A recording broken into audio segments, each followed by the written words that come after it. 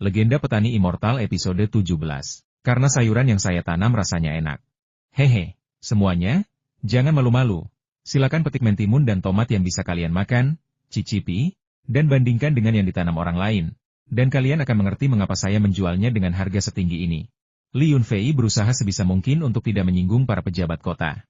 Jika ada di antara mereka yang benar-benar bodoh, dia akan mencari cara lain untuk memberi mereka pelajaran. Setelah Li Yunfei berbicara, semua orang tidak lagi bersikap formal dan mulai mencari apa yang mereka sukai. Sebenarnya, hanya mentimun dan tomat yang bisa dimakan mentah, yang lainnya terlalu sulit untuk ditelan. Setelah membersihkan ladang jagung dan kentang, Li Yunfei berencana menanam beberapa baris kucai di sini. Kucai juga dikenal sebagai rumput permajaan, dan dikombinasikan dengan khasiat mata air spiritual, efeknya seharusnya sebanding dengan Viagra.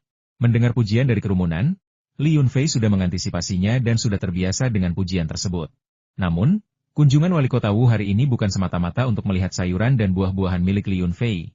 Urusan sebenarnya adalah berinvestasi di bidang agrowisata. Kelompok itu meninggalkan ladang sayur dan mengobrol sambil berjalan. Tak lama kemudian, mereka tiba di Sungai Xiandai di sebelah barat.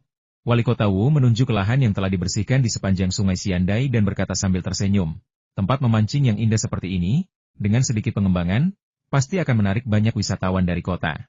Berinvestasi dalam rumah bambu memang membutuhkan banyak uang. Tetapi jika kita menempati lahan kolektif ini, membangun gubuk bambu untuk proyek perikanan terlebih dahulu, dan kemudian memaksa penduduk desa untuk membangun rumah bambu dan menjalankan restoran rumah pertanian setelah menarik wisatawan, kita dapat mencapai tujuan yang sama. Lahan di sepanjang Sungai Xiandai dialokasikan kepada penduduk desa, dan lahan tersebut menjadi milik penduduk desa itu sendiri. Namun, lereng tepi sungai yang tidak dialokasikan dianggap sebagai lahan kolektif desa. Saat tidak digunakan, setiap rumah tangga boleh menempatinya tanpa masalah atau gangguan. Tetapi jika desa ingin menggunakannya, desa dapat secara sah mengklaimnya kembali. Awalnya, tidak perlu serumit ini. Desa tersebut tidak berniat mengambil kembali tanah kolektif. Yang perlu dilakukan penduduk desa hanyalah menanggapi seruan dan menyumbangkan uang untuk membangun rumah bambu. Tetapi karena banyak orang tidak mendukungnya, mereka harus melakukannya selangkah demi selangkah, dimulai dengan langkah-langkah yang paling sederhana. Bagaimana cara menghitung keuntungannya? Li Yunfei bertanya langsung tentang poin terpenting. Kepala Desa Li Tianlai melanjutkan, sebelum datang ke sini, wali kota sudah membahasnya dengan komite desa kami. Komite desa kami akan menyumbangkan tanah sebagai saham, dengan kepemilikan 30%. Pengembang akan berinvestasi dalam pembangunan rumah bambu dan menangani operasi serta manajemen selanjutnya, dengan kepemilikan 70% saham. Pemerintah kota akan bertanggung jawab atas pengawasan, hanya memungut pajak usaha biasa, dan tidak akan ikut campur dalam hal lain. Mendengar itu, Li Yunfei langsung tertarik dan berkata, apa yang Anda katakan tampaknya cukup masuk akal. Membangun gubuk-gubuk bambu ini dan mengubahnya menjadi pusat perikanan tidak akan memakan biaya banyak. Bahkan jika investasi gagal dan sedikit wisatawan yang datang, kerugiannya tidak akan signifikan. Saya akan segera mengajukan permohonan ke perusahaan investasi pariwisata untuk bersama-sama mengembangkan proyek ini dengan pemerintah desa. Begitu kontrak investasi ditandatangani, dana pembangunan akan segera tersedia. Mendengar itu, Wali Kota Wu langsung tertawa dan berkata, komite desa Anda terlalu murah hati, hanya menganggap kepemilikan lahan tepi sungai yang begitu besar sebagai 30%. Tentu saja, wajar jika orang pertama yang berani mengambil risiko untuk menuai keuntungan besar sekaligus menghadapi risiko besar. Li Yunfei, Anda tampak sangat optimis tentang masa depan Li Jiashai. Benar sekali. Akan aneh jika tempat Sinda ini tidak dikunjungi wisatawan, kata Li Yunfei. Seandainya bukan karena rumor tentang ular piton yang memakan manusia di pegunungan beberapa waktu lalu, industri pariwisata di kota Qinglong pasti sudah berkembang pesat. Wali Kota Wu berkata dengan serius, itu bukan rumor, itu benar. Polisi kabupaten telah menyarankan pemerintah kota kami untuk mengeluarkan pemberitahuan penutupan gunung, dengan mengatakan bahwa daerah itu sangat berbahaya. Polisi yang pergi menyelidiki hari itu hampir mendapat masalah.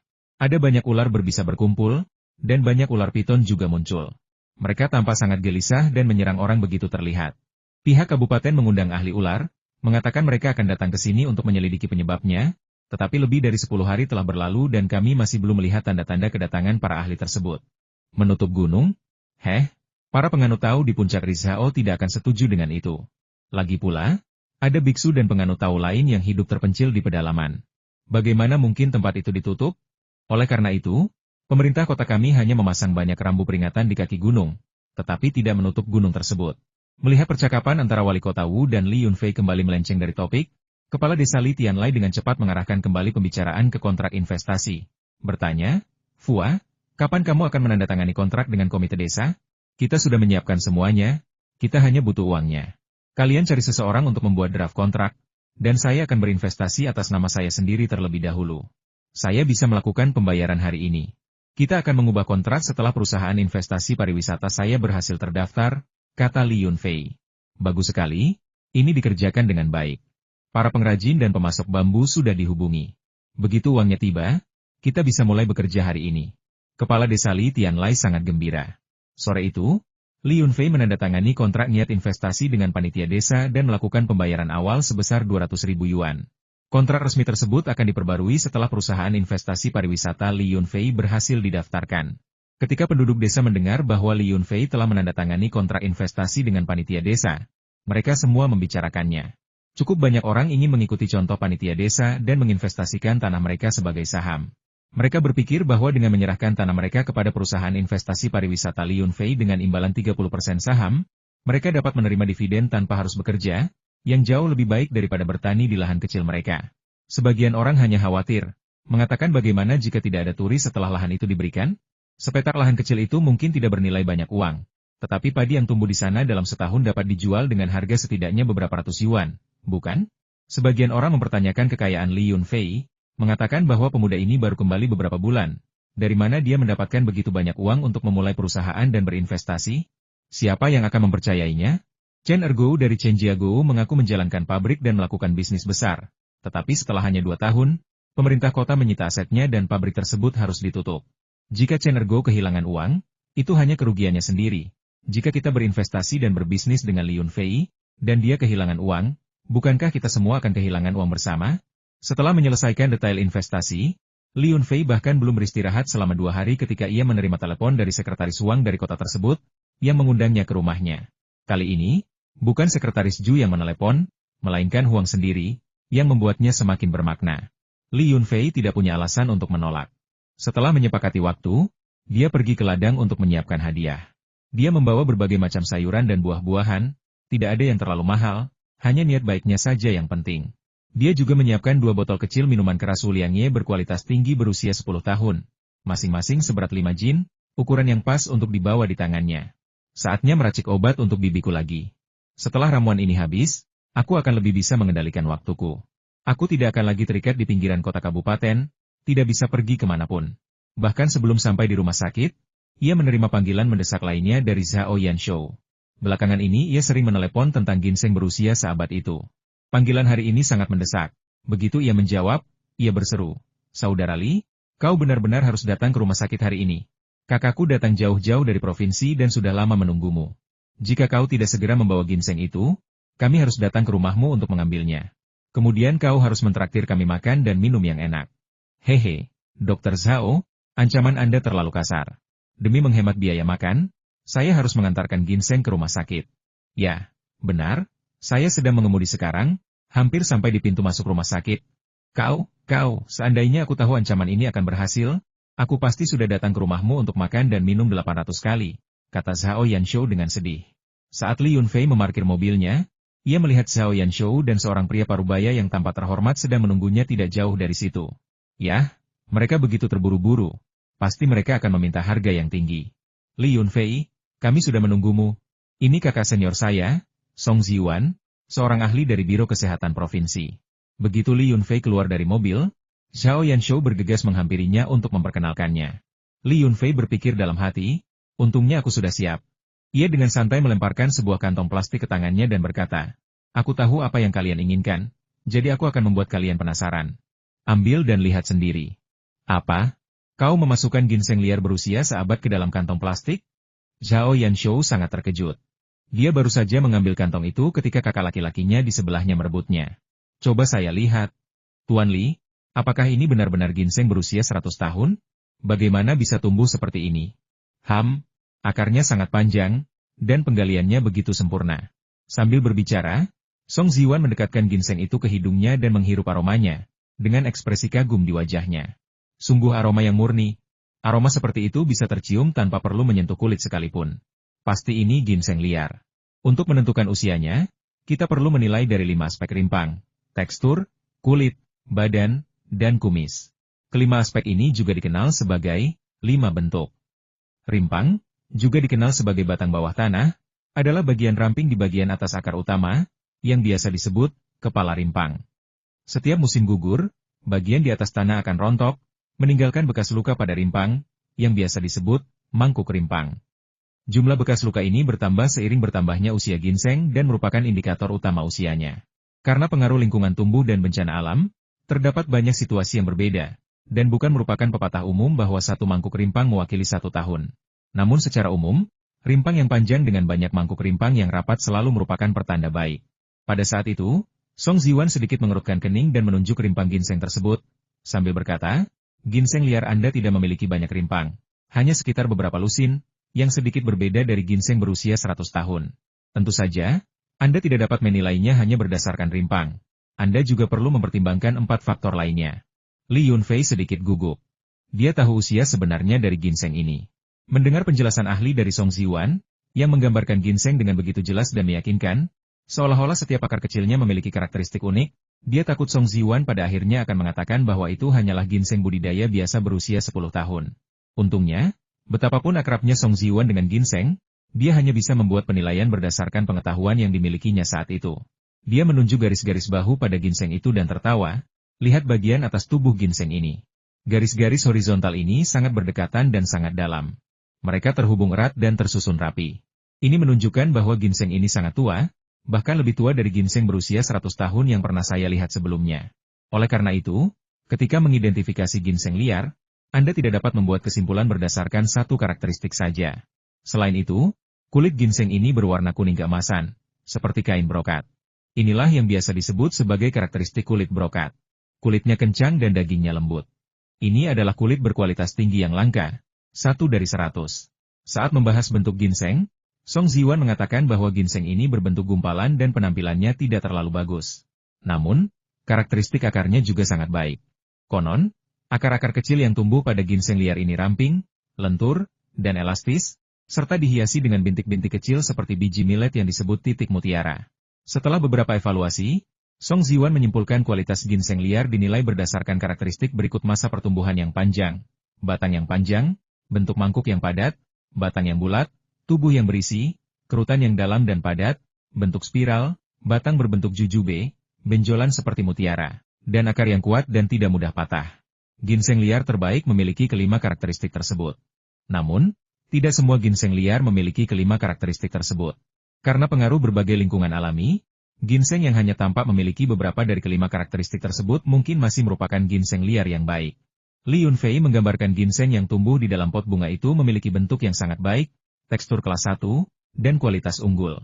Ginseng itu berusia sekitar 100 tahun, memiliki aroma yang kaya, dan dapat diklasifikasikan sebagai ginseng liar kelas atas, meskipun bukan yang terbaik.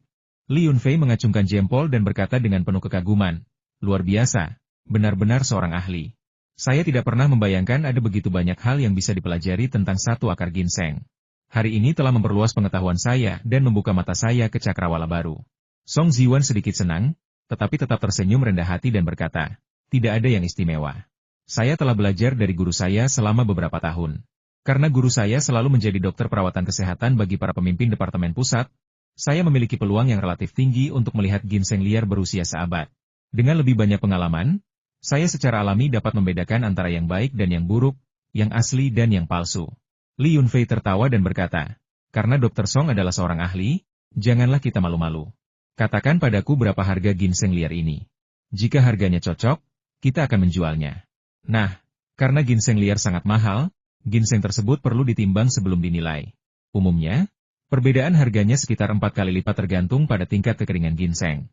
Artinya, ginseng segar beratnya 300 gram, tetapi setelah dikeringkan, beratnya hanya sekitar 70 gram. Jika ginseng liar Anda beratnya sekitar 300 gram dalam keadaan segar, mungkin bisa laku sekitar 2 juta di lelang. Namun, jika Anda ingin segera menjualnya, saya bisa membelinya seharga 1,5 juta.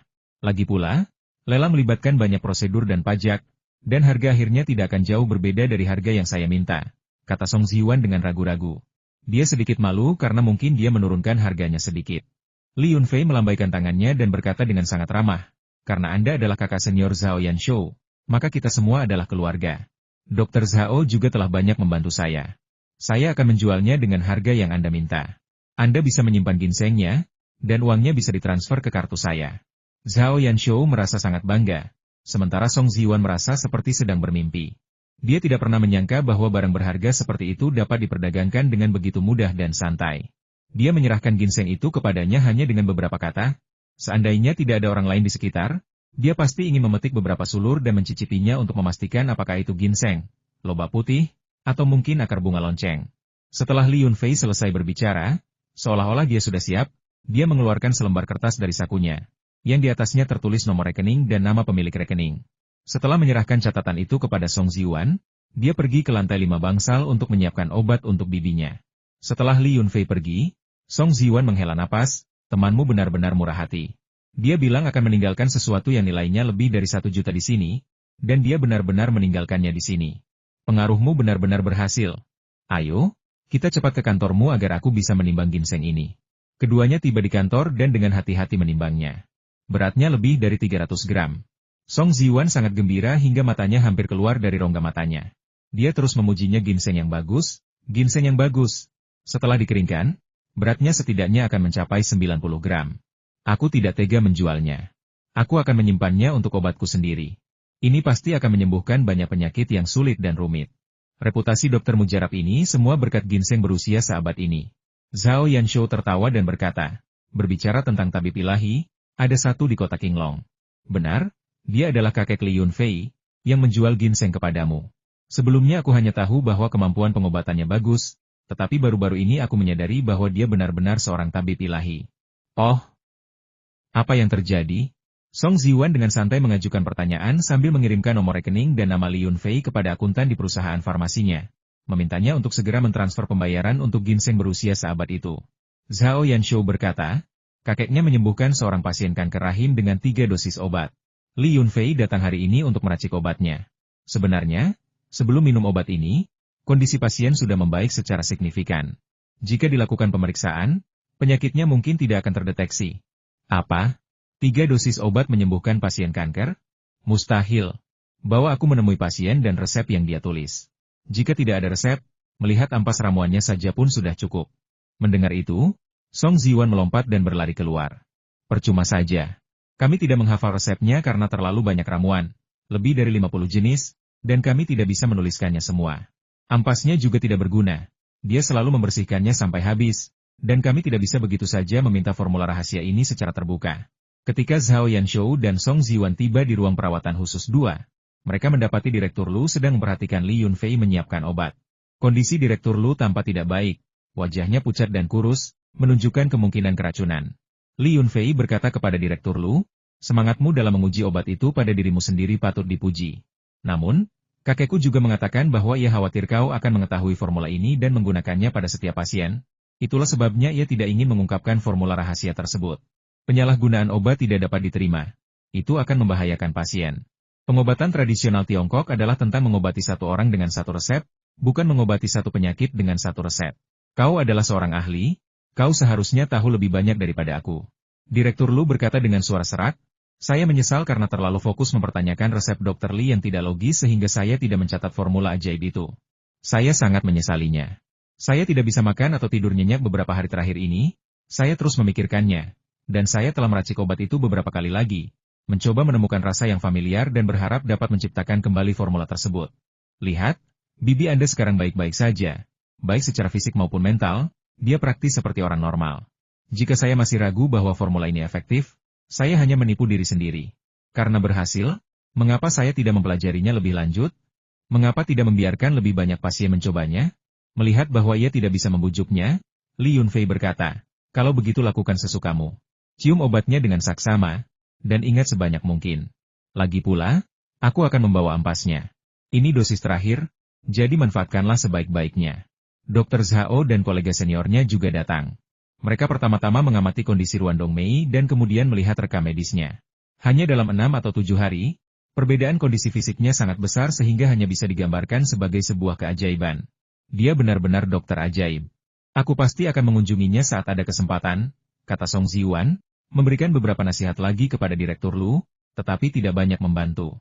Kemudian dia berbicara kepada Li Yunfei, memberitahunya bahwa uang itu telah ditransfer oleh akuntan dan memintanya untuk memeriksa rekeningnya. Uang itu tiba dengan cepat, dan obatnya sudah siap. Li Yunfei menyerahkan obat itu kepada sepupunya untuk disimpan, membersihkan sisa-sisa makanan, dan meninggalkan rumah sakit. Tidak ada cara lain. Untuk menjaga keistimewaan kakek, resep yang ambigu ini tidak bisa diwariskan.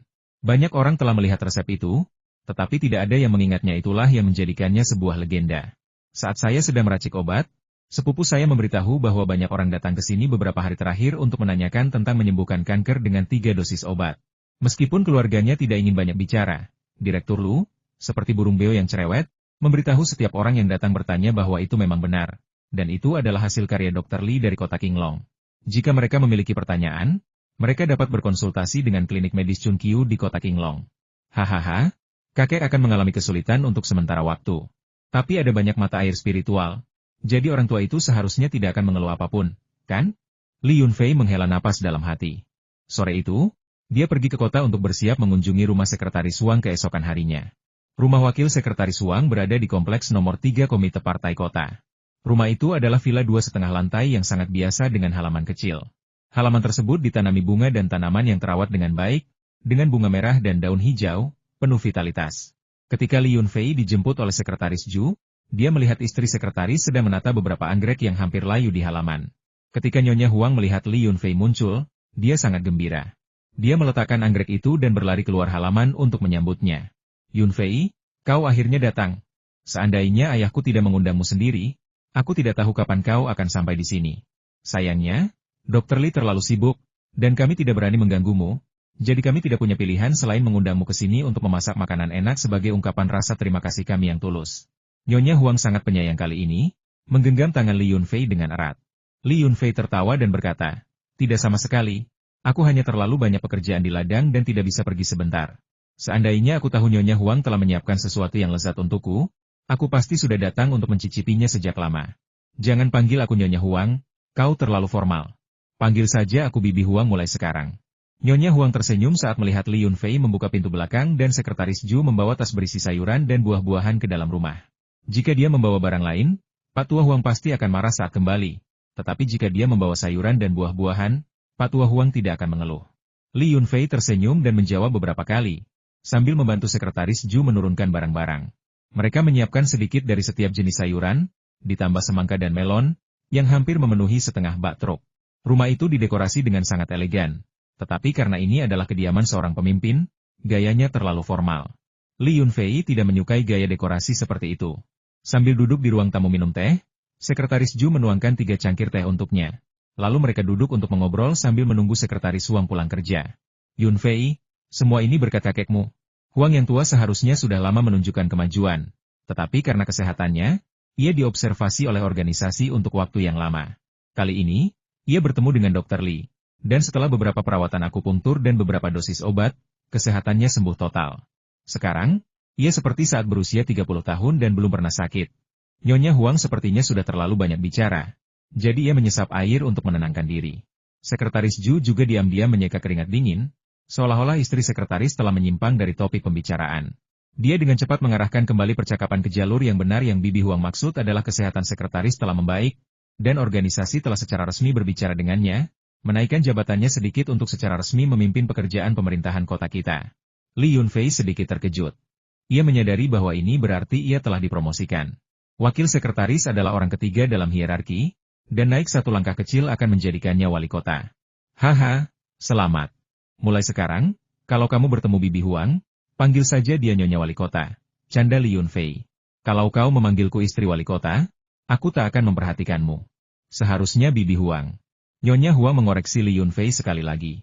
Saat kelompok itu sedang mengobrol dan tertawa, bel pintu tiba-tiba berbunyi. Sekretaris Zhu berlari ke sistem keamanan video dan bertanya dengan sedikit bingung, siapa Anda? Ada apa? Pemuda itu tersenyum lebar. Apakah ini rumah wali kota Huang? Hehe. Saya Xie Kang dari perusahaan desain Taman Impian. Saya sudah membuat janji dengan Wali Kota Huang dan datang berkunjung hari ini. Itu tidak mungkin benar. Wali Kota Huang tidak akan mengundang orang lain ke rumahnya hari ini. Apa kau yakin salah waktu? Sekretaris Zhu tidak mengenal orang ini, dan nadanya agak dingin. Dia merasa orang ini mungkin berbohong, karena telah disepakati sebelumnya bahwa Li Yunfei akan menjadi satu-satunya tamu yang diundang hari ini. Hehe, Anda pasti Sekretaris Zhu, kan? Saya Xie Kang. Sebenarnya, kita tidak sepenuhnya asing. Wali kota Huang dulu adalah sekretaris kakek saya. Xie Kang berkata dengan santai, tetap sangat sopan, tetapi itu membuat sekretaris Ju merinding.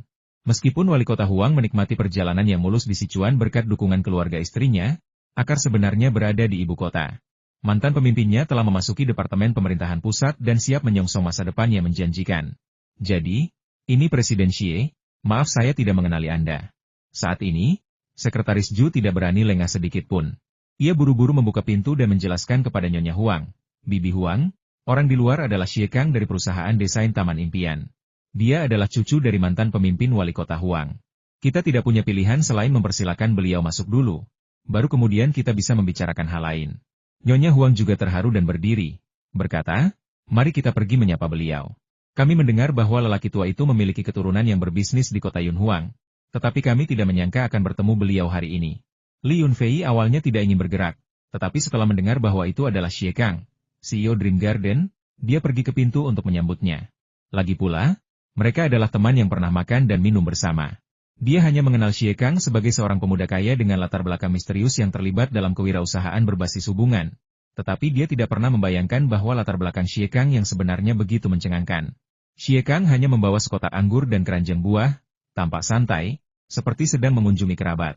Namun, anggur itu adalah anggur langka dari Moutai, dan keranjang buah berisi buah-buahan yang tidak umum dan mahal. Ia tampak terkejut saat melihat Li Yunfei, tetapi kemudian tersenyum dengan santai. Bagaimanapun, lebih baik ada teman yang dikenalnya di dalam, karena ia datang terlalu tiba-tiba hari ini dan hanya diizinkan masuk setelah menyebut nama kakeknya. Setelah menyapa Nyonya Huang dan Sekretaris Ju, dia berkata, Li Yunfei, apa yang kau lakukan di sini? Kebetulan sekali, aku baru saja khawatir tidak ada teman untuk minum bersama di siang hari. Tuan Xie, sungguh kebetulan kita bertemu lagi. Bagaimana perkembangan proyek renovasi taman? Jawab Li Yunfei sambil tersenyum. Setelah mendengar itu, Xie Kang langsung mengeluh kepada semua orang Hei. Kemajuan proyek terhambat oleh masalah pencemaran air di Danau Pusat. Itulah mengapa saya meminta saran wali kota Huang hari ini. Jika masalah pencemaran danau tidak terselesaikan, proyek saya akan gagal. Saya tidak hanya tidak akan mendapatkan sepeser pun, tetapi saya juga akan kehilangan puluhan juta yuan kepada pemerintah kota karena keterlambatan pembangunan. Nyonya Huang sedikit tidak senang. Ia tidak menyangka pria ini akan mengungkapkan niatnya untuk meminta bantuan bahkan sebelum memasuki rumah. Hari ini adalah hari pertama suaminya menjabat sebagai wali kota, dan ia hanya bermaksud mengundang perwakilan dari dermawannya untuk makan sederhana. Ia sama sekali tidak menyangka bahwa sebelum suaminya benar-benar menetap di posisinya, seseorang yang memiliki koneksi akan meminta bantuan kepada suaminya, dan tampaknya itu bukan masalah kecil. Namun, status Xie Kang sangat luar biasa, jadi dia tidak akan menyuarakan ketidakpuasannya secara langsung. Kelompok itu masuk ke dalam untuk berbincang, dan Nyonya Huang sendiri memasak sayuran yang telah disiapkannya sebelumnya. Tak lama kemudian, dapur dipenuhi aroma yang menggugah selera. Ketika wali kota Huang kembali, ia melihat Xie Kang Zeng dan Li Yunfei mengobrol dengan gembira. Ia terkejut untuk waktu yang lama sebelum tersadar. Ia menatap Sekretaris Ju di sebelahnya, berharap mendapatkan petunjuk darinya. Sekretaris Ju pulang 1 jam lebih awal untuk menjemput Li Yunfei, tetapi tanpa diduga Xie Kang ikut campur, membuatnya merasa telah mengacaukan tugas-tugasnya hari itu. Jadi dia memasang ekspresi polos dan tak berdaya, menunjuk ke arah Xie Kang, menyiratkan bahwa dia muncul entah dari mana. Wali kota Huang dalam suasana hati yang sangat baik hari ini, dengan wajah berseri-seri dan aura cerah seperti musim semi. Ia tidak hanya pulih sepenuhnya, tetapi ia juga akhirnya berhasil mendapatkan kursi wali kota yang telah lama ia idamkan. Ini benar-benar perayaan ganda. Suasana hatinya pasti akan lebih baik jika dia tidak bertemu Xie Kang. Dia sangat memahami situasi Xie Kang, karena Xie Kang telah menghubunginya secara pribadi 2 kali. Namun, saat itu, proyek renovasi taman sudah berlangsung cukup lama, dan Xie Kang hanya menghubunginya karena masalah saluran pembuangan. Dia tidak bisa ikut campur saat itu. Jadi, meskipun telah meminta orang lain untuk menyelidiki 2 kali dan merekomendasikan 2 ahli pengolahan limbah, masalah sebenarnya tetap tidak terselesaikan. Halo, Wali Kota Huang. Wali Kota Huang kembali. Li Yunfei dan Xie Kang berdiri satu persatu, saling menyapa dengan senyuman. Wali Kota Huang tersenyum lebar dan berkata, haha, silakan duduk, jangan malu. Li Yunfei dan Xie Kang, ini kunjungan pertama kalian ke rumahku, kalian benar-benar tamu yang langka. Aku akan minum beberapa gelas lagi bersama kalian saat makan. Xiao Ju, pergilah ke ruang kerjaku dan ambilkan kotak teh berkualitas tinggi itu. Itu hadiah yang kuminta saat mengunjungi rumah pemimpin lamaku saat festival musim semi. Ketika bos kembali, Sekretaris Ju disuruh menjalankan tugas-tugas kecil, hanya mendapat istirahat singkat saat makan. Namun, Dia cukup senang. Meskipun biasanya dia menangani urusan untuk bos, dia jarang makan di rumah bos. Hari ini, baik Moutai maupun Wu Liangye tidak dibuka. Wali kota Huang sangat khawatir dengan koleksi pribadi Wu Liangye milik Li Yunfei. Setelah segelnya dibuka, ruangan itu dipenuhi aroma harum. Bahkan Xie Kang, yang terbiasa dengan anggur berkualitas tinggi, berseru kaget, sambil mengangkat cairan keemasan itu dan menyebutnya anggur berkualitas tinggi. Selama makan, tidak ada yang membahas urusan resmi. Mereka hanya berbagi anekdot dan cerita ringan, yang membuat semua orang tertawa. Setelah itu, Wali Kota Huang memanggil Xie Kang ke ruang kerjanya untuk percakapan pribadi. Ketika Xie Kang keluar, dia tampak agak muram. Setelah memberi isyarat kepada Li Yunfei untuk menelepon, dia buru-buru pergi. Setelah itu, Wali Kota Huang memanggil Li Yunfei ke ruang kerjanya dan berbicara sebentar. Setelah mengetahui bahwa ambisi Li Yunfei hanyalah untuk mengembangkan pertanian dan usaha sampingan di kota Qinglong, Wali Kota Huang tampak lega. Ia kemudian mendorong Li Yunfei untuk bekerja keras dan membawa manfaat bagi masyarakat kampung halamannya, meyakinkan mereka bahwa negara sangat mementingkan pembangunan ekonomi daerah pegunungan yang miskin dan bahwa subsidi yang diperlukan tidak akan kurang. Li Yunfei tidak menginginkan subsidi apapun, bahkan tidak memikirkannya. Dia hanya menyarankan bahwa jika pemerintah kota dapat meningkatkan transportasi di kota Qinglong, kota miskin ini pasti akan mampu keluar dari kemiskinan dan mencapai kehidupan yang cukup makmur dalam waktu 2 tahun. Wali Kota Huang mengatakan dia akan memperhatikan masalah itu, tetapi meminta Li Yunfei untuk menunggu dengan sabar. Secara keseluruhan, Li Yunfei cukup puas dengan hasil kunjungan tersebut. Ia tidak memiliki motif tersembunyi. Wali Kota Huang berterima kasih atas bantuan yang diterimanya dan melakukan sesuatu yang praktis untuk kota Qinglong, yang menguntungkan jauh lebih banyak orang daripada hanya beberapa ratus orang. Ia berkecukupan, tidak perlu khawatir tentang makanan atau pakaian, dan tidak perlu meminta apapun darinya. Saat Li Yunfei berkendara menjauh dari kompleks komite partai kota, ia melihat Xie Kang menunggu di gerbang. Setelah melihat mobilnya, Xie Kang melambaikan tangan untuk memberi isyarat kepada Li Yunfei agar menepi. Tuan Xie, Anda tidak menunggu di sini hanya untuk saya, kan? Li Yunfei merasa tersanjung dan bercanda sambil tersenyum setelah keluar dari mobil. Hentikan semua omong kosong, umum, ini. Kita hidup pas-pasan, dan kau masih saja berusaha mempermalukanku. Xie Kang mengeluarkan sebatang rokok dan menawarkannya kepada Li Yunfei. Meskipun Li Yunfei tidak banyak merokok, dia tetap mengambil sebatang rokok dan menyelipkannya di belakang telinganya. Apa yang terjadi? Tidak ada cara untuk membersihkan danau di tengah taman? Kita sudah mencoba mengeringkannya, membuang airnya, dan menggantinya, tetapi tidak ada yang berhasil? Tanya Li Yunfei dengan penasaran. Xie Kang menghela napas, oh, sudahlah. Lumpurnya sudah tercemar. Kami sudah mencoba metode konvensional, tetapi tidak berhasil, jadi kami menggunakan metode penggantian air yang sangat melelahkan. Akibatnya, hanya beberapa hari setelah air diganti, airnya kembali hitam dan berbau busuk. Proyek di area lain sudah selesai, tetapi air di sini semakin bau, seolah-olah saya tidak pernah membersihkannya sama sekali. Tepat saat itu, Xie Kang tiba-tiba menerima telepon. Setelah menjawab beberapa kali, dia bertanya dengan ekspresi terkejut, Saudara Yunfei, kudengar kau juga dari kota Qinglong. Aku ingin bertanya sesuatu. Bengkel bulu di kotamu mencemari 3 kolam kecil. Kudengar mereka tidak mengganti airnya, tetapi malah menanam tanaman air di dalamnya, dan tanaman air ini subur dan memiliki kemampuan yang hebat untuk meningkatkan kualitas air. Hanya dalam 7 atau 8 hari, mereka tidak hanya mengisi semua kolam, tetapi juga mengubah semua limbah menjadi air bersih? Benarkah itu? Li Yunfei terkejut karena 2 tanaman air yang ia tanam di kolam limbah beberapa hari yang lalu telah berkembang biak dengan begitu subur. Anehnya, ia belum menerima kabar tersebut, tetapi Xie Kang, yang berada jauh di kota, telah menerimanya. Jika dipikir-pikir, mungkin Jiang Qinqin mengira tanaman air itu ditanam oleh perusahaannya. Jadi, ketika dia melihat tanaman air tumbuh liar dan memurnikan air, dia hanya memberitahu perusahaannya dan melupakan dirinya sendiri, kontributor sebenarnya. Namun, Li Yunfei tidak khawatir, karena begitu tanaman air ini kehabisan energi spiritualnya, mereka pasti akan berubah menjadi tanaman air biasa. Pada saat itu, ketika teknisi yang bersemangat dari perusahaan Tianjie memindahkan tanaman air ini ke kolam limbah lain, mereka hanya akan berubah menjadi rumput layu yang membusuk. Li Yunfei telah bereksperimen tentang berapa lama energi spiritual dapat bertahan di dalam tanaman. Salah satu eksperimen tersebut adalah mengairi sayuran dengan air mata air spiritual yang diencerkan. Setiap kali energi spiritual melemah, daun sayuran akan sedikit menguning, berhenti tumbuh, dan berhenti berbunga serta berbuah. Memikirkan hal itu, Li Yunfei menjawab, sepupu saya, Yang Yunu, bertanggung jawab atas pengolahan ketiga kolam limbah itu, dan saya pernah ke sana sebelumnya. Namun, ini pertama kalinya saya mendengar tentang masalah tanaman air. Saya akan segera menelepon dan menanyakan hal itu. Baik, Terima kasih atas bantuan Anda, karena ini sangat penting bagi perusahaan kami, kata Xie Kang dengan cemas. Li Yunfei mengangguk untuk menunjukkan bahwa dia mengerti. Lalu menelepon sepupunya secara langsung untuk menanyakan tentang tanaman air di kolam limbah. Yang Yunu agak terkejut, dan mengatakan bahwa dia juga tidak tahu. Dia baru-baru ini cuti untuk merawat ibunya dan belum mendapat kabar dari Jiang Qinqin. Juga belum mendengar kabar dari perusahaan. Pada titik ini, dia menyadari ada sesuatu yang salah. Mungkinkah dia dikeluarkan dari perusahaan? Tetapi dia dan Jiang Qinqin memiliki hubungan yang baik. Seharusnya dia sudah diberitahu. Sepupu, aku akan segera menelepon Jiang Qinqin tapi aku punya firasat buruk. Terakhir kali aku bolos kerja selama 10 hari atau lebih dan aku masih belum menjelaskannya kepada bosku. Sekarang aku mengambil cuti untuk merawat ibuku. Aku mungkin sudah dipecat, kata Yang Yunu dengan sedih. Hehe, jangan khawatir, aku juga sedang mendaftarkan perusahaan sekarang, dan kami benar-benar kekurangan staf. Jika mereka berani memecatmu, aku akan mempekerjakanmu sebagai manajer umum dan membuat mereka marah. Li Yunfei menghiburnya.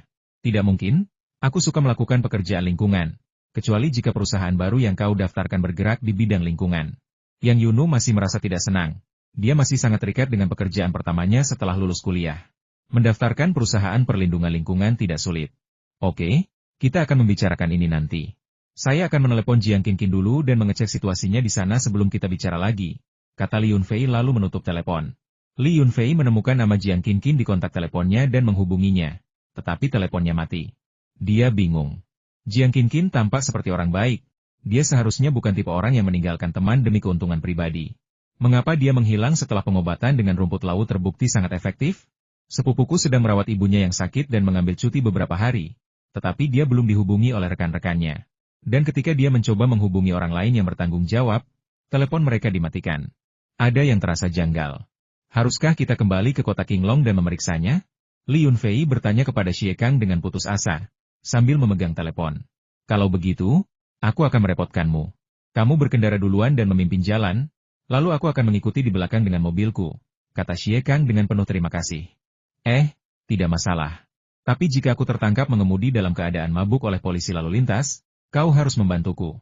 Jika aku tidak mau mengemudi dalam keadaan mabuk, aku harus menyewa sopir tetap, kata Li Yunfei dengan pasrah. Mengemudi dalam keadaan mabuk adalah ide yang buruk. Jika tertangkap, akan memalukan meminta bantuan kepada seseorang. Mari kita berhati-hati sebisa mungkin.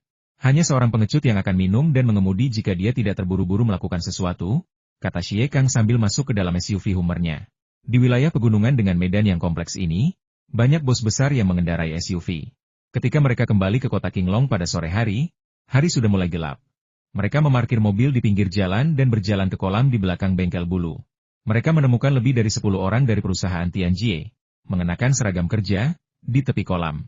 Mereka sedang memindahkan tanaman air dari 3 kolam yang airnya sudah jernih dan memindahkannya ke kolam tempat bengkel bulu membuang limbahnya secara langsung. Ini adalah kolam yang paling tercemar, dan satu-satunya yang belum membaik. Kolam ini dipenuhi dengan banyak tanaman air, yang tampaknya diambil dari kolam lain. Tak satu pun dari tanaman itu yang bertahan hidup kali ini. Semuanya layu dan membusuk tak lama setelah ditempatkan di dalam air limbah. Siapa Anda? Kami adalah perusahaan perlindungan lingkungan Tianjie, dan personel yang tidak berwenang dilarang mendekat. Sebelum Li Yunfei dan Xie Kang sempat berdiri di sana, seorang wanita parubaya berlari menghampiri dan dengan tegas menegur mereka, menyuruh mereka segera pergi. Li Yunfei tidak ingin merendahkan diri ke levelnya. Meskipun bersikap kasar, dia tetap dengan sopan berkata, kami adalah teman Jiang Qinqin. Kami mendengar dia sedang dalam perjalanan bisnis di sini, jadi kami datang untuk menemuinya. Kami sudah mencari-cari, tetapi kami tidak dapat menemukannya. Jiang Qinqin? Secercah kewaspadaan terlintas di wajah wanita parubaya itu saat ia menatap Li Yunfei dan bertanya, apa hubunganmu dengannya? Kapan dia memberitahumu bahwa dia di sini untuk perjalanan bisnis? Aku sudah memberitahunya lebih dari 20 hari yang lalu. Apa yang terjadi? Saat aku meneleponnya, dia memberiku pesan bahwa dia orang asing. Aku dan temanku datang untuk melihat apa yang terjadi padanya, kata Li Yunfei dengan tenang. Mendengar itu, ekspresi wanita parubaya itu sedikit melunak, dan dia berkata, oh, dia baik-baik saja. Karena dia berprestasi dengan baik akhir-akhir ini, perusahaan merekomendasikannya untuk pergi ke ibu kota provinsi untuk pelatihan. Ini adalah program pelatihan yang sepenuhnya tertutup, dan dia dilarang menghubungi dunia luar selama periode pelatihan, jadi ponselnya telah dimatikan. Jiang Qinqin sudah menjelaskan ini kepada orang tuanya. Anda dapat menghubungi orang tuanya untuk memverifikasi. Oh, aku akan menelepon. Setelah mengatakan itu, Li Yunfei berpura-pura terkejut dan berkata, Hah? Air di 3 kolam ini menjadi lebih jernih. Saat aku datang ke sini beberapa waktu lalu, semuanya hitam. Perusahaan perlindungan lingkungan Tianjie Anda benar-benar luar biasa. Wanita parubaya itu memaksakan senyum dan berkata, "Hehe, terima kasih atas pujiannya. Jika tidak ada hal lain, silakan pergi.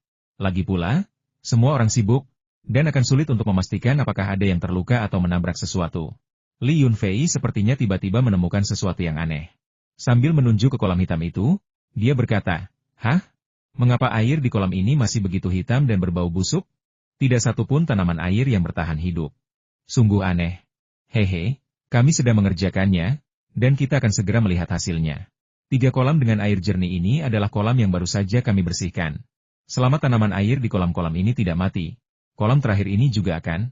Sebelum wanita parubaya itu selesai berbicara, seorang teknisi berkacamata berlari mendekat sambil berseru dengan kebingungan, "Manajer Yan, ini tidak akan berhasil. Mereka mati begitu kita melemparkannya ke dalam air, dan tanaman air di ketiga kolam ini hampir semuanya hilang. Namun kita tidak melihat hasil yang sama seperti sebelumnya. Tanaman air ajaib ini tampaknya telah membusuk dalam semalam. Mari kita bicarakan ini nanti." Manajer yang terbatuk beberapa kali, menatap tajam teknisi itu, dan mengingatkannya bahwa ada orang luar di sini dan dia tidak boleh membocorkan rahasia perusahaan.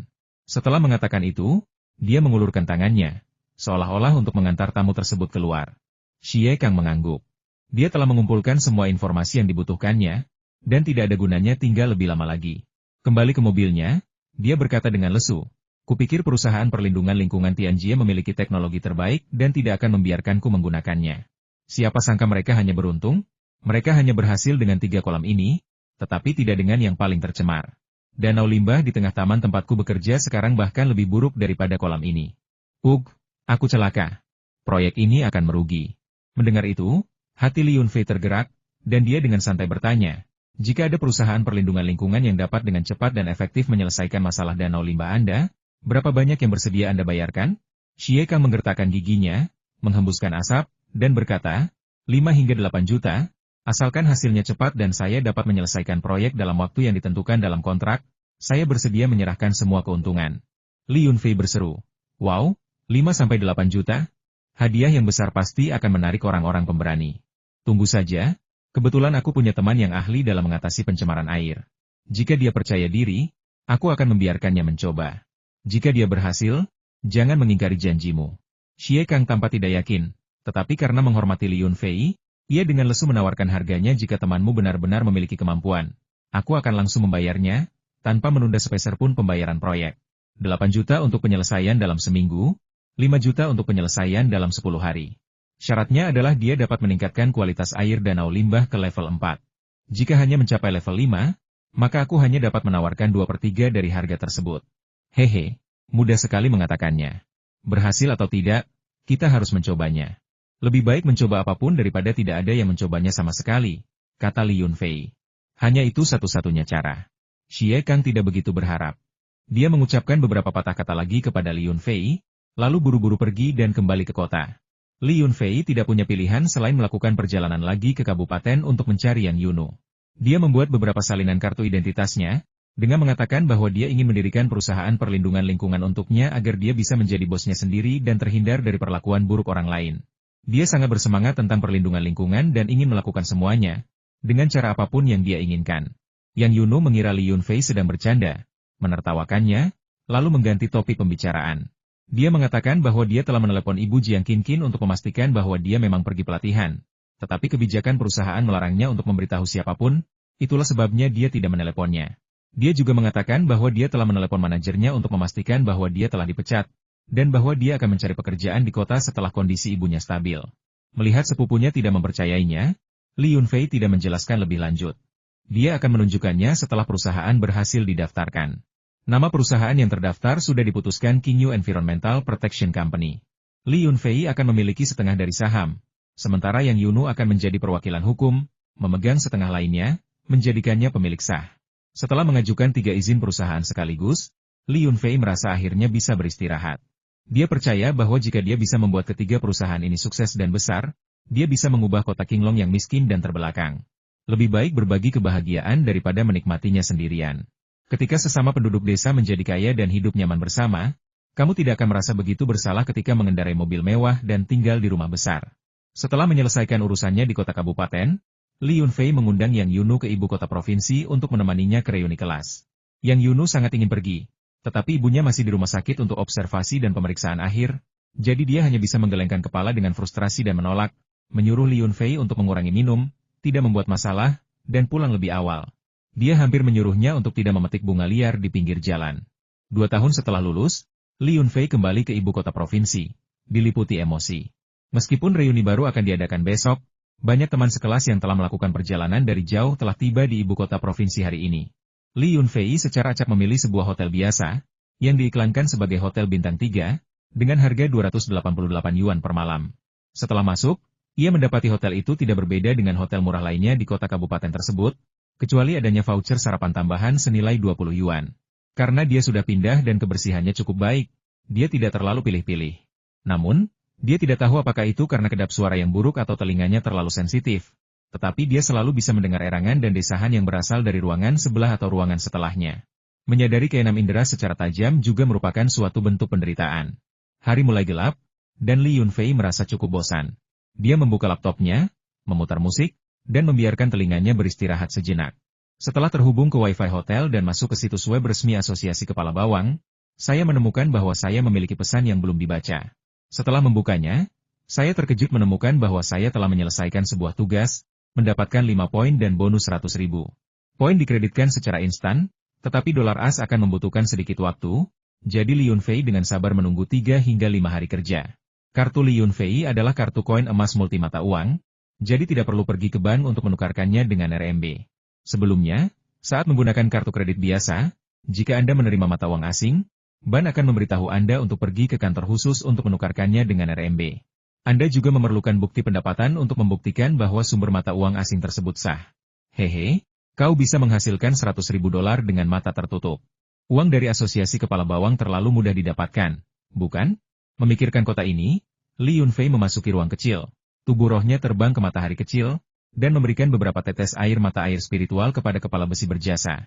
Saat itu, pria berkepala besi itu kelelahan dan lesu. Ketika melihat Li Yunfei datang untuk memberinya minum, ia akhirnya sedikit bersemangat, menjulurkan lidahnya yang merah darah dan membuka mulutnya dengan lemah. Ketika Li Yunfei membawakan seekor ikan loah kecil, tiba-tiba hewan itu membuka mulutnya dan menggigit jari Li Yunfei. Merasa telah menggigit sesuatu, taringnya mulai menyuntikkan racun dalam jumlah besar. Ikan loah kecil itu langsung kaku dan mati, sementara tubuh roh Li Yunfei tidak terluka. Lagi pula, itu adalah keberadaan ilusi, dan tidak ada serangan fisik yang dapat melukai kulitnya. Dasar bajingan kecil, masih saja jahat. Akan kuhajar kau sampai mati. Li Yunfei meraung, menampar kepala pria berkepala besi itu 2 kali, lalu meraih kepalanya dan memasukkan ikan loah dataran tinggi yang telah diracuni ke dalam mulutnya. Biarkan kau memakan bisamu sendiri, aku ingin tahu apakah itu akan membunuhmu. Dasar bocah kurang ajar, berdoalah. Ini hanyalah cara Li Yunfei untuk membalas dendam pada pria berkepala ular itu. Dia sebenarnya tahu bahwa ular tidak akan keracunan karena memakan bisanya sendiri kecuali jika ia menggigit dirinya sendiri, atau digigit ular lain. Karena sebagian besar bisa ular bekerja melalui sistem peredaran darah dan limfatik, kerusakannya pada sistem pencernaan terbatas. Kecuali ada kondisi seperti tukak lambung, manusia tidak akan keracunan jika menelan bisa ular. Oleh karena itu, banyak orang meminum beberapa teguk minyak rapeseet atau minyak zaitun sebelum menghisap bisa ular untuk secara efektif menghindari tertelan secara tidak sengaja dan keracunan. Li Yunfei ingat pernah melihat lelucon daring tentang seekor ular berbisa kecil yang bertanya kepada induknya apakah ia akan keracunan jika tanpa sengaja menggigit lidahnya. Gigi ular sebenarnya tidak mengandung bisa. Bisa tersebut tersimpan di kelenjar bisa di bawah akar giginya. Hanya dengan melepaskan bisa, korban dapat diracuni. Jika ular kecil yang malang itu melepaskan bisanya bersamaan dengan menggigit lidahnya, ia akan mati karena racun tersebut. Setelah membersihkan besi cap, Li Yunfei mendarat di tanah dan melihat bahwa ular piton emas itu baru-baru ini bertambah berat dan panjangnya, mencapai sekitar 12 meter. Bertemu dengan ukuran yang begitu menakutkan di luar sana akan menimbulkan sensasi. Apalagi ular piton emas, bahkan ular piton biasa sekalipun. Li Yunfei sedikit khawatir, memikirkan bagaimana cara mengeluarkannya di masa depan. Dia tidak bisa terus memeliharanya di ruang kecil sebagai hewan penjaga selamanya. Berbicara soal gunung kecil ini, yang tingginya hanya beberapa kaki, memang tumbuh sedikit lebih besar belakangan ini, tetapi tidak memiliki daya tahan yang kuat. Jelas bahwa energi spiritual yang dihasilkan dari mengonsumsi 2 liontin giok biasa tidak cukup untuk membuat mereka tumbuh liar. Ketika ular piton itu melihat Li Yunfei muncul, ia segera berenang mendekat, menggelengkan kepalanya, dan berbaring di kakinya, menirukan gerakan koin emas dan perak, memohon makanan. Li Yunfei merasa sakit kepala akan menyerang. Menamai makhluk bodoh ini Wang Cai jelas merupakan pilihan yang tepat. Ia mulai terlihat semakin mirip anjing. Bukankah orang selalu mengatakan ular piton memiliki kecerdasan yang rendah? Apakah kecerdasan makhluk ini meningkat setelah mutasinya? Namun ujung besi cap yang terikat pada batu matahari juga telah bermutasi. Mengapa tidak berubah? Masih sangat bodoh, bahkan menggigit dirinya sendiri saat diberi makan. Tidak apa-apa, karena Wang Cai sangat patuh, aku akan memberinya lebih banyak makanan dan membiarkannya tumbuh lebih besar. Perkebunanku sendiri membutuhkan sosok besar seperti ini untuk menghalau para pembuat onar. Mereka membawakan 4 ikan mas rumput berukuran besar dan melemparkannya ke dekat mulutnya. Melihat keempat ikan yang lincah itu, Wang Cai dengan puas menggesekkan kepalanya ke kaki Li Yunfei. Sialan, si idiot ini memang tidak punya harapan. Dia tinggi sekali. Setidaknya dia bisa menggosok bahunya, tapi malah dia menggosok kepalanya ke betisnya, atau bahkan tumitnya, seperti koin emas atau perunggu. Burung Girfalcon itu agak malas akhir-akhir ini, berbaring di sarangnya, tertidur dengan mata tertutup. Li Yunfei tidak bisa memastikan apakah itu jantan atau betina, dan dia bertanya-tanya apakah burung itu akan bertelur. Oke, dilihat dari waktunya, ini musimnya. Mei hingga Juli adalah musim pemijahan setiap tahun. Tapi apakah ini jantan atau betina? Dengan ukuran sebesar itu, akankah ia bisa menemukan pasangan? Menekan keraguannya, Li Yunfei memetik beberapa aprikot dan 2 buah persik, meninggalkan tempat itu, dan bersiap untuk makan sambil menjelajahi internet untuk mencari informasi tentang cara menentukan jenis kelamin burung Girfalcon. Aprikot ini adalah aprikot liar dari pegunungan, dengan rasa yang sangat enak, sedikit manis dan asam. Biasanya ukurannya hanya sebesar ibu jari, tetapi setelah ditanam di ruang kecil untuk jangka waktu tertentu, aprikot yang tumbuh akan sebesar telur, dengan kulit berwarna oranye dan lapisan bulu halus berwarna keemasan, sehingga sangat menarik. Sambil menggigit dan mengunyah perlahan, jus itu hampir meleleh di mulutnya. Terbiasa makan buah dan sayuran dari ruangnya, Li Yunfei memejamkan mata, wajahnya penuh kenikmatan. Bagus sekali. Buah terasa paling enak jika ditanam di tempat ini. Meskipun luas lahan di tempat itu telah bertambah cukup besar, Li Yunfei memindahkan beberapa pohon buah lokal ke tempat tersebut. Ginseng ditanam di bawah pohon buah-buahan, dan meskipun tempatnya lebih besar, untuk sementara waktu tidak mungkin menanam tanaman lain.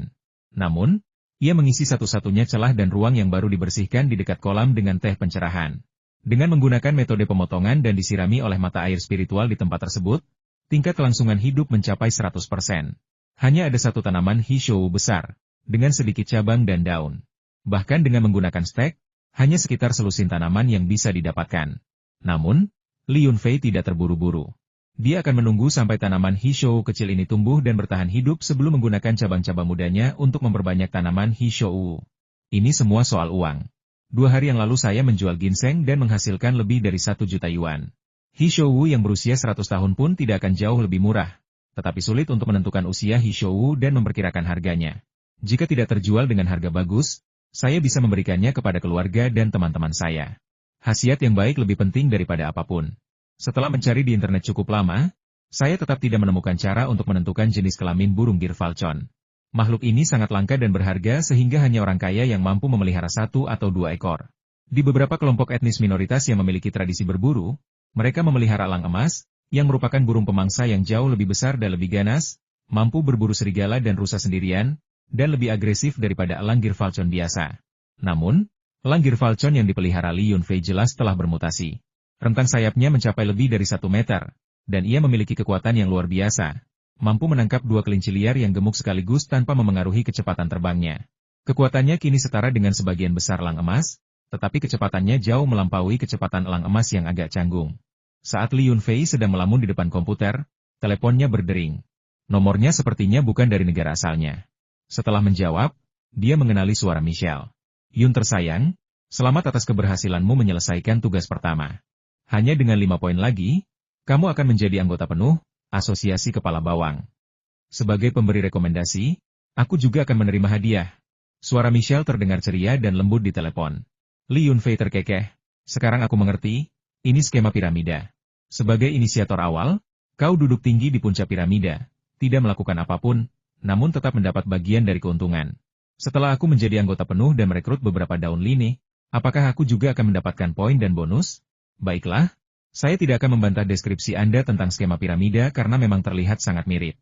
Tetapi asosiasi kami tidak melibatkan penipuan. Anda mendapatkan poin dan hadiah melalui kerja keras dan kebijaksanaan Anda sendiri. Jadi tidak ada yang salah dengan itu. Asosiasi ini dilindungi oleh pemerintah berbagai negara. Bahkan jika beberapa barang merupakan barang selundupan, Anda tidak akan dikenai sanksi hukum ketika tugas diposting dan diselesaikan dalam asosiasi ini. Mengapa? Li Yunfei khawatir bahwa perkumpulan itu ilegal dan dia akan dikenai sanksi hukum. Karena ketika inisiator tugas memposting tugas, mereka melalui prosedur yang relevan dan mendapatkan persetujuan dari asosiasi dan pemerintah daerah sebelum tugas tersebut dapat diposting dengan sukses. Selain itu, hal-hal yang dibutuhkan inisiator sangat sedikit. Hanya 1 atau 2 makhluk hidup yang dibutuhkan, dan untuk tanaman, mungkin hanya beberapa helai daun yang dibutuhkan, jelas Michelle. Li Yunfei tertawa dan berkata, "Baiklah, untuk saat ini aku akan mempercayaimu. Tapi aku tidak berniat menyelesaikan tugas mengirimkan makhluk hidup melalui pos, itu benar-benar bukan keahlianku. Ada misi terkait biji di sini yang sangat cocok untukmu. Apakah kamu mau menerimanya?" Michelle membujuk. "Pencarian biji? Cocok untukku?"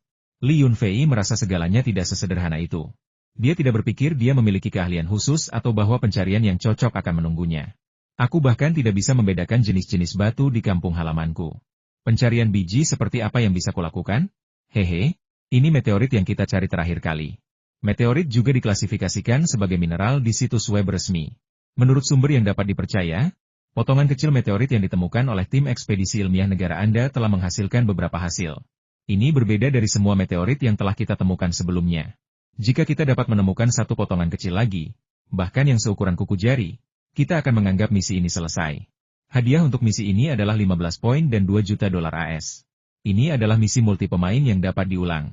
Setelah orang pertama menyelesaikannya, orang berikutnya yang menyelesaikan misi juga akan menerima hadiah, tetapi hadiah tersebut akan dibagi 2 hingga misi berakhir. 2 juta dolar AS?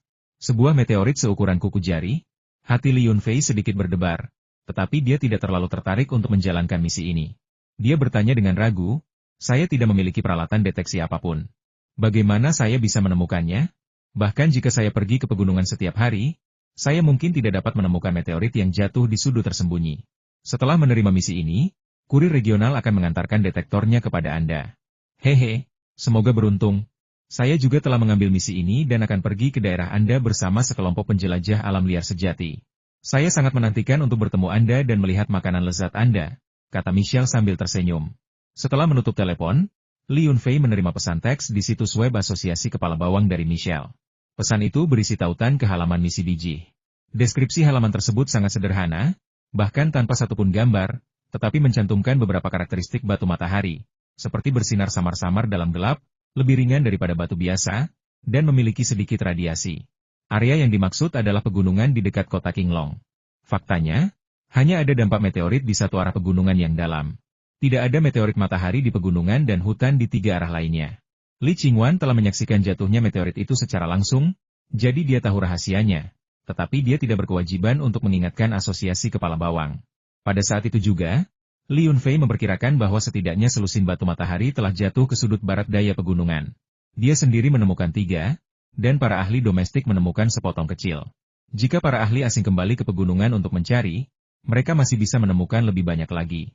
Saya tidak tahu apa yang dipikirkan departemen terkait di negara kita. Jika meteorit-meteorit ini benar-benar penting, mengapa mereka tidak mengirim pasukan ke pegunungan untuk mencarinya? Mengapa mereka tidak menutup akses ke pegunungan itu? Namun, meteorit-meteorit ini sangat penting bagi ruang angkasa kecil saya. Saya punya uang untuk melakukan misi ini. Setelah berpikir sejenak, dia berkata dalam hati, "Aku akan mengambilnya saat aku benar-benar kekurangan uang. Aku bisa mendapatkan 2 juta dolar hanya dengan menghancurkan sepotong kecil matahari kecil di ruang angkasaku. Sial, itu jauh lebih menguntungkan daripada bertani." Pikiran itu hanya berputar-putar di benaknya. Dia berpikir dia tidak akan kekurangan uang. Tiba-tiba, teleponnya berdering. Musiknya begitu keras sehingga jarinya gemetar dan dia tanpa sengaja menekan tombol terima tugas. Wow, tidak perlu konfirmasi, dan langsung diterima. Namun, ini adalah tugas berantai multi orang, yang memberikan 3 kesempatan untuk membatalkan tanpa penalti. Jika itu adalah tugas tunggal dengan kriteria penyaringan, akan lebih rumit, membutuhkan tidak hanya konfirmasi tetapi juga verifikasi identitas.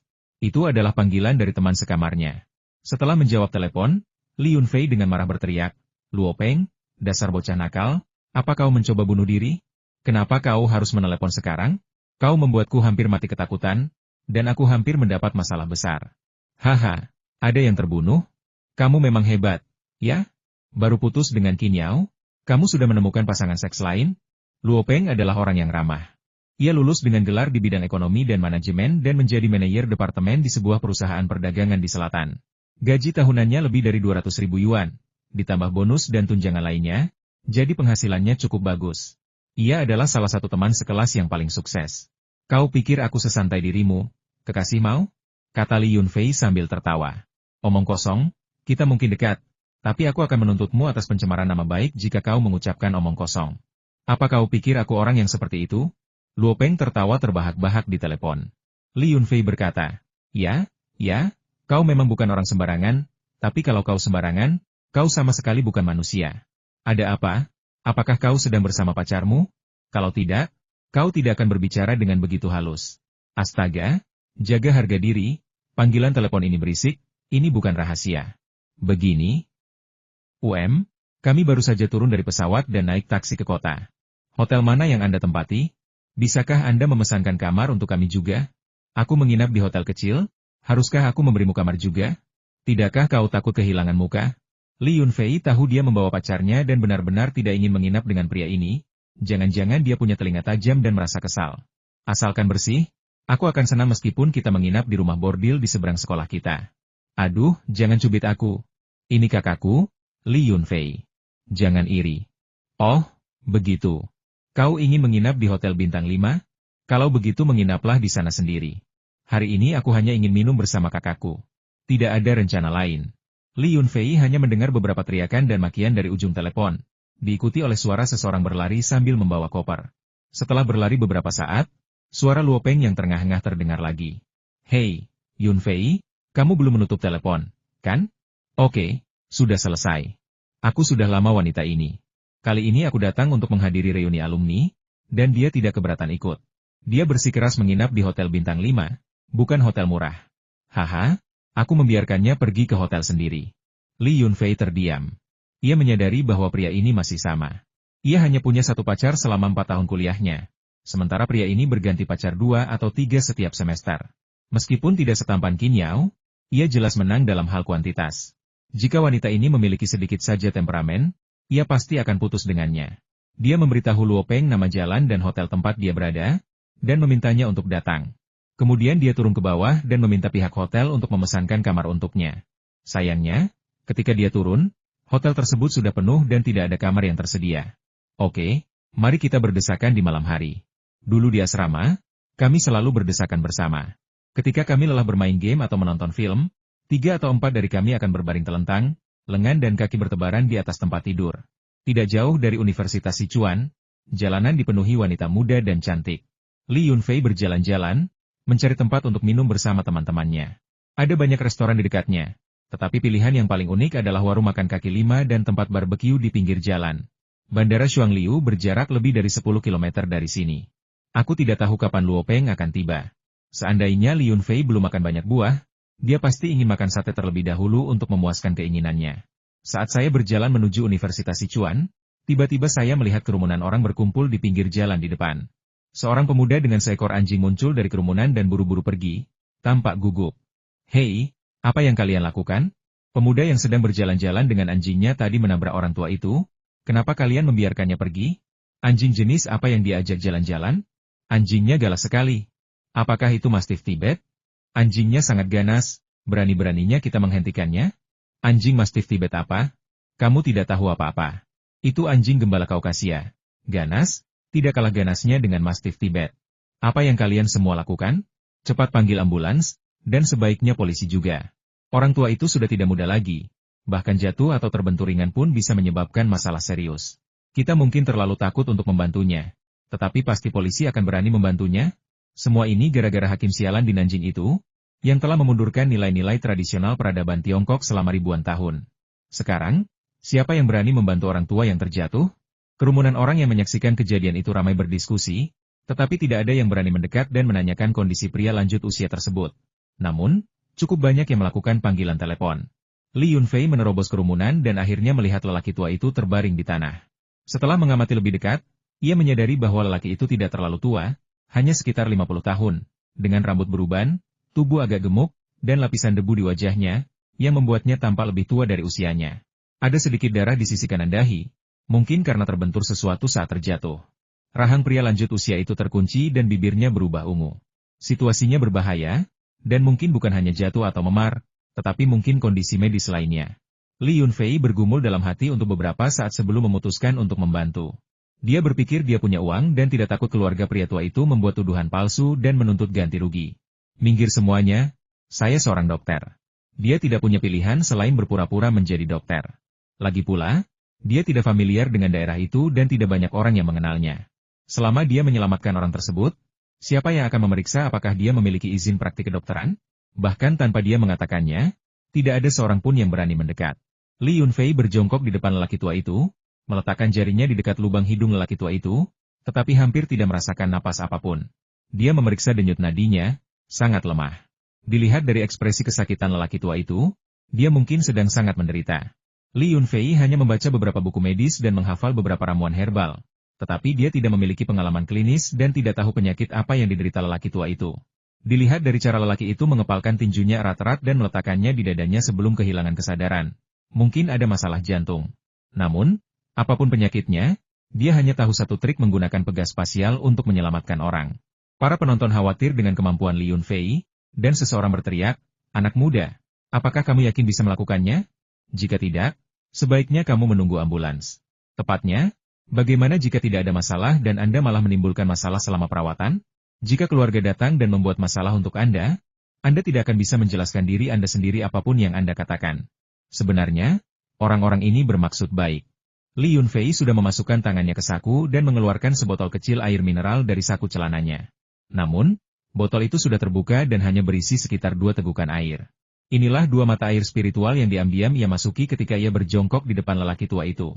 Terima kasih atas kebaikan kalian semua, tetapi orang lanjut usia tersebut memiliki penyakit jantung, dan juga ketakutan serta mengalami cedera kepala akibat jatuh. Jika tidak segera mendapatkan perawatan, nyawanya mungkin dalam bahaya. Untungnya, saya memiliki beberapa pil penguat jantung dan penambah massa otot yang dibuat kakek saya, yang sangat efektif dalam situasi darurat. Sambil berbicara, ia pertama-tama mengangkat kepala lelaki tua itu dan menuangkan seteguk air ke mulutnya. Lelaki tua itu, yang awalnya tidak sadarkan diri, benar-benar menggerakkan tenggorokannya dan menelan setengah seteguk air dengan sekali teguk setelah air dari mata air ruang angkasa masuk ke mulutnya. Melihat ini, Li Yunfei membalikkan tangannya dan memasukkan pil seukuran kacang hijau ke dalam mulutnya. Orang-orang yang berada di dekatnya hampir bisa mencium aroma samar obat tersebut. Ini adalah Rendan untuk mencegah sengatan panas, dan dianggap sebagai obat cadangan sebelum pergi ke pegunungan. Li Yunfei menyimpan 2 botol di ruangan kecilnya. Untuk orang normal, dosisnya adalah Oktober 20 pil sekaligus. Minum 1 pil tidak akan menyebabkan rasa sakit atau ketidaknyamanan. Tentu saja, jika lansia tersebut tidak pingsan dan dapat menelan makanan secara normal, pil Hawthorne adalah pilihan teraman. Jika sudah disiapkan, mengonsumsi 1 pil Li Wei di Huang juga merupakan pilihan yang baik. Setelah memberi lelaki tua itu pil Rendan, dia juga memberinya sisa seteguk air mata air spiritual. Air mata air itu segera berefek, dan kulit pucatnya perlahan kembali ke warna normal, dan bibirnya tidak lagi ungu seperti sebelumnya. Saat para penonton mengagumi metode Li Yunfei, telepon di tubuh lelaki tua itu tiba-tiba berdering. Para penonton mendesak Li Yunfei untuk segera menjawabnya dan menjelaskan situasinya agar mereka dapat bertindak sebagai saksi dan mencegah kesalahpahaman keluarga lelaki tua itu. Li Yunfei tahu bahwa semua orang bermaksud baik, jadi dia tidak punya pilihan selain mengambil telepon dari saku celana lelaki tua itu dan menekan tombol jawab. "Ayah? Ayah dari mana saja?" Seluruh keluarga menunggu ayah pulang untuk makan malam. Ayah bilang ayah akan jalan-jalan agar lebih lapar, tapi ayah malah membuat kami kelaparan. Cucu perempuan ayah sangat lapar sampai mau membalik meja. Haha, jangan harap bisa membantu adikku, dia akan menyuruh Tian-Tian mengambil paha ayam dari meja untuknya. Suara mengeluh seorang pemuda terdengar dari telepon, tetapi Anda bisa tahu dia benar-benar menikmati suasana keluarga yang hangat. Dia berbicara terlalu cepat, sehingga Li Yunfei tidak punya kesempatan untuk menyela dan menjelaskan. Maaf mengganggu. Saya ingin memberitahu Anda." Sebelum Li Yunfei menyelesaikan kalimatnya, pemuda di telepon itu langsung menjadi waspada dan tegas. "Siapakah kau? Mengapa kau menjawab panggilan ayahku? Di mana dia?" Suara pemuda itu yang cemas dan tegas mengandung sedikit otoritas. Li Yunfei memahami kecemasan pihak lain. Jadi dia dengan tenang menjelaskan, "Ayahmu terjatuh dan saat ini tidak sadarkan diri. Kondisinya tidak menggembirakan. Banyak orang yang lewat telah memanggil ambulans dan polisi." Ambulans sudah tiba. Kurasa keluargamu harus pergi ke rumah sakit untuk menemui orang yang menelepon. Bagaimana mungkin ayah saya jatuh padahal beliau baik-baik saja? Ke rumah sakit mana kami harus membawanya? Pria di telepon itu tampak cemas dan marah. Tetapi pertanyaannya sangat jelas, dan ia langsung ke intinya. Menurut saksi mata, seorang pemuda yang sedang berjalan-jalan dengan anjingnya menabrak anjing tersebut. Polisi telah diberitahu, dan mereka seharusnya dapat mengambil rekaman video pengawasan. Ada juga banyak toko di dekat situ, dan toko-toko tersebut seharusnya juga memiliki kamera pengawasan. Kami belum tahu ke rumah sakit mana dia akan dibawa, tetapi saya akan menemaninya. Sampai jumpa di rumah sakit. Baiklah, terima kasih sebelumnya. Kami akan menyelidiki dan mencari tahu kebenarannya. Pria itu mendengar banyak suara bising dari ambulans melalui telepon, dan dia khawatir hal itu akan menunda perawatan ayahnya. Dokter turun dan menanyakan situasi secara singkat. Para pejalan kaki juga membantu menjelaskan, mengatakan bahwa Li Yunfei sedang melakukan perbuatan baik dan bukanlah pembunuh yang menabrak lelaki tua itu. Mereka juga meminta para dokter dan perawat untuk membantu menjelaskan hal ini kepada keluarga pasien. Para dokter dan perawat mengangguk, tangan mereka bergerak cepat, dan segera mengangkat pria tua itu ke dalam ambulans. Mereka juga mendengar bahwa Li Yunfei telah memberi pria itu pil dan merupakan orang pertama yang lewat untuk membantunya berdiri. Jadi mereka tidak punya pilihan selain membawanya serta. Karena diperlukan deposit untuk perawatan darurat. Setelah mendengar bahwa rumah sakit itu tidak jauh dan berpikir itu tidak akan menunda pertemuannya dengan teman lamanya, Li Yunfei memutuskan untuk pergi ke sana dan naik ambulans. Di perjalanan, setelah mengetahui lokasi rumah sakit, Li Yunfei menelepon keluarganya dan menyuruh mereka langsung pergi ke rumah sakit itu. Sesampainya di rumah sakit, Li Yunfei membayar deposit sebesar 8.000 yuan untuk pria lanjut usia tersebut, tetapi tidak membawanya ke ruang gawat darurat, karena pria itu sadar sendiri begitu sampai di pintu masuk ruang gawat darurat. Hah? Bagaimana aku bisa sampai di sini? Setelah terbangun, lelaki tua itu menyentuh dahinya, tampak agak bingung, tetapi matanya yang tajam menyapu semua orang, membuat para dokter dan perawat terkejut sehingga tidak ada yang berani berbicara. Li Yunfei baru saja menyelesaikan formalitas dan kembali. Melihat lelaki tua itu telah sadar kembali, dia segera menghela napas lega. Kakek, baguslah kau baik-baik saja. Apakah kau ingat apa yang terjadi sebelum kau pingsan? Apa yang terjadi sebelum aku pingsan? Oh, coba kupikirkan, Kau yang menjatuhkanku? Anak muda, apa yang kau lakukan berjalan-jalan dengan anjingmu di tengah kota? Untungnya aku cepat menghindar. Kalau tidak, jika anjing gembala Kaukasia itu menggigitku, lengan dan kakiku yang sudah tua ini pasti akan hancur. Pria tua itu menutupi dahinya. Dan ketika ia mengingat kejadian sebelum ia dijatuhkan, ia merasa sangat marah. Saat ia berbicara, lelaki tua itu melompat keluar dari ambulans. Seandainya bukan karena jarum di pergelangan tangannya, ia pasti sudah bergegas menemui Li Yunfei. Li Yunfei sangat marah. Bagaimana mungkin orang tua ini tidak bisa membedakan mana yang benar dan mana yang salah? Untungnya, sebelum dimasukkan ke dalam ambulans, dia meninggalkan nomor telepon beberapa orang baik hati yang lewat. Orang-orang yang lewat ini berulang kali memberitahu petugas medis bahwa Li Yunfei hanyalah orang baik yang sedang membantu, bukan seorang pemuda yang menabrak seseorang saat sedang berjalan-jalan dengan anjingnya. Pak Tua, apa kau yakin aku memukulmu? Apa kau melihat dengan jelas? Li Yunfei mencibir, sambil menunjuk wajahnya sendiri. Jika orang tua ini benar-benar tidak tahu malu, dia tidak akan menahan diri. Begitu banyak orang baik hati yang ada di sana untuk bersaksi. Dia selalu bisa mengajukan gugatan untuk mencari keadilan. Dia punya banyak uang, tetapi dia tidak akan memberikannya kepada orang tua yang merusak moral masyarakat. Perawat muda di sebelahnya juga dipenuhi kemarahan yang meluap-luap, wajahnya memerah karena marah. Dia berkata, "Kakek, orang-orang di sekitar situ takut kakek akan mencoba memeras uang dari mereka. Jadi mereka tidak berani membantu." Pria baik hati itu membantu kakek, memberi kakek air dan obat-obatan. Ketika kami tiba, semua orang di sekitar situ menjelaskan bahwa pejalan kaki yang menabrak kakek sudah melarikan diri. Dokter yang bertugas, dengan wajah dingin dan penuh kemarahan, berkata, "Saya telah melihat banyak orang lanjut usia seperti Anda akhir-akhir ini. Kebanyakan dari mereka terlalu takut untuk membantu, menunda panggilan bantuan mereka, dan pada saat mereka sampai di rumah sakit, mereka sudah terlambat. Bapak muda ini adalah praktisi pengobatan tradisional Tiongkok, dan pengobatan proaktifnya lah yang menyelamatkan hidup Anda. Apakah Anda pikir saya tidak bisa melihatnya? Anda kemungkinan memiliki kondisi jantung yang serius. Shock dan cedera kepala setiap detik penundaan bisa berakibat fatal. Anda sudah sadar dan memiliki energi untuk melompat dan mengumpat bahkan sebelum memasuki ruang gawat darurat. Menurut Anda apa alasannya?" Wajah lelaki tua itu memerah karena marah dan frustrasi setelah dimarahi orang-orang itu, tetapi ia tenang ketika mengingat suatu fakta dan berkata dengan nada meminta maaf. "Saya hanya ingat bahwa itu adalah seorang pemuda, tetapi saya benar-benar tidak melihat wajahnya dengan jelas. Saya akan menyelidiki masalah ini secara menyeluruh. Jika saya telah berbuat salah kepada pemuda itu, saya akan dengan tulus meminta maaf kepada Anda." Jika Anda memukulnya dan masih tidak mengakuinya, saya tidak akan membiarkan Anda lolos begitu saja. Hehe, aku tahu memang sulit menjadi orang baik. Melihat lelaki tua itu tidak lagi yakin bahwa dialah yang menabrak dan membunuh pria itu, Li Yunfei dengan tenang berkata, "Kakek, saat aku mengurus pendaftaranmu di rumah sakit, aku menggunakan kartu identitasku sendiri dan meninggalkan nomor teleponku. Jika ada masalah, kakek bisa menghubungi polisi kapan saja dan mereka akan menemukanku. Tapi sekarang kakek sudah sehat, aku punya banyak hal yang harus dilakukan, jadi aku tidak bisa tinggal bersamamu lebih lama lagi." Kau anak muda. Bagaimana kau bisa bicara seperti itu?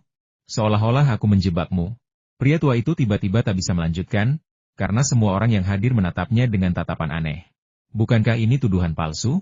Dia sudah berusaha keras dan bahkan membayar 8.000 yuan di muka, hanya untuk tidak mendapat ucapan terima kasih dan malah dicurigai sebagai pembunuh. Siapa yang akan merasa nyaman dalam situasi seperti itu? Li Yunfei melambaikan tangannya, berbalik, dan pergi. Setelah melangkah beberapa langkah, dia berbalik lagi, hampir lupa mengembalikan telepon kepada lelaki tua itu. "Keluarga Anda akan segera tiba. Saya baru saja menghubungi mereka menggunakan telepon Anda." Setelah mengatakan itu, Li Yunfei melangkah keluar dari gedung darurat, bersiap untuk memanggil taksi kembali ke lokasi yang telah disepakati, karena Luo Peng hampir sampai dan telah mengirim pesan. Pria tua itu menunjuk punggung Li Yunfei, dengan perasaan cemas dan marah. Ia ingin menahannya di sana tetapi terlalu malu untuk melakukannya, takut staf medis di sebelahnya akan salah paham lagi. Tepat saat Li Yunfei pergi, sebuah SUV berplat nomor militer berhenti mendadak di depan gedung darurat. Seorang perwira muda melompat keluar dari kendaraan dan bergegas masuk ke gedung darurat sebelum para wanita dan anak-anak di belakang sempat keluar. Li Yunfei memutuskan untuk menganggapnya seolah-olah dia kembali ke dekat sekolah, melakukan sesuatu yang bodoh dan impulsif lagi. Dia tidak ingin banyak bicara kepada lelaki tua itu, dan ketika dia melihat Luo Peng, dia pada dasarnya menghapus gagasan untuk menyelamatkan orang dari pikirannya. Kedua sahabat lama itu bertemu dan langsung berpelukan dengan penuh keakraban. Luo Peng memiliki tinggi badan yang hampir sama dengan Li Yunfei, berambut pendek dan mengenakan setelan jas, tampak sangat rapi. Dia menepuk dada Li Yunfei dan tertawa. Sudah 2 tahun berlalu. Kau sudah menjadi cukup tampan, hanya sedikit kurang tampan dariku." Li Yunfei memiliki sifat yang acuh tak acuh dan dingin. Dalam beberapa bulan terakhir, ia telah mengonsumsi air mata air spiritual di ruangnya, serta sayuran dan buah-buahan yang ditanam di ruang kecilnya, untuk mengeluarkan kotoran dari tubuhnya, membuatnya tampak halus, bercahaya, dan murni. Orang-orang seperti itu, yang memancarkan pesona alami, sangat langka. Di tengah keramaian, mereka menonjol, tampak unik dan membangkitkan rasa kedekatan. Li Yunfei langsung membalas tanpa ragu. "Haha, apakah kau akan mati jika tidak narsis? Komandan Luo Peng, kau benar-benar menjadi jelek dalam 2 tahun terakhir. Bagaimana wajah dan perutmu bisa jadi begitu gemuk? Itulah ciri pria dewasa. Kau tak bisa menjelaskannya pada pria naif sepertimu. Orang sepertiku bisa duduk di bar dan semua wanita cantik akan mengerumuniku seperti ngengat yang tertarik pada api. Bisakah kau melakukan itu?" Luo Peng tertawa sambil mengikuti Li Yunfei ke lantai atas. Li Yunfei berkata kepadanya dengan sangat serius, "Luo Peng, jika kau berhenti pamer, kita masih bisa berteman baik." Keduanya mengobrol dan tertawa, meletakkan barang-barang mereka di kamar, lalu pergi ke warung barbeque pinggir jalan untuk makan daging panggang dan minum bir. Seolah-olah mereka kembali ke masa kuliah, membicarakan wanita, masa depan, teman baik, dan mengutuk beberapa musuh yang berbahaya. "Hudahai itu orang yang periang, kenapa dia tidak ikut denganmu?"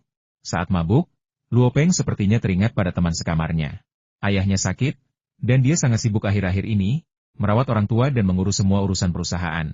Dia bilang dia pasti akan meluangkan waktu untuk datang besok, tetapi apakah dia benar-benar bisa datang masih belum pasti, jelas Li Yunfei sambil menuangkan bir ke gelasnya. "Astaga, dia seorang taipan. Apakah mereka sengaja menghindari kita karena takut kita akan memanfaatkan mereka?" Luo Peng bersendawa dan bercanda. "Di mana Zhao Baile? Dia begitu bersemangat menelepon kita, kenapa dia tidak muncul?" Li Yunfei berkata, "Dia dalam bahaya. Mereka bilang perusahaan mendapat pesanan besar dan dia sibuk bekerja lembur. Dia hanya berusaha mencari nafkah, jadi dia harus menunggu dan melihat apa yang diputuskan bos. Dia tidak punya kebebasan. Hahaha, hal-hal yang sudah disepakati bisa dibatalkan karena ini atau itu. Siapa yang tahu bagaimana reuni kelas ini akan berakhir. Jika aku tidak begitu merindukan saudara-saudaraku, aku bahkan tidak ingin datang. Kau tahu, orang yang memulai reuni ini adalah Lu Chenggong. Dia dan kami tidak begitu akur. Tidak apa-apa. Kita semua sudah dewasa sekarang. Kita tidak akan seperti dulu saat sekolah, di mana kita hanya bersenang-senang kali ini lalu berhenti datang jika tidak puas.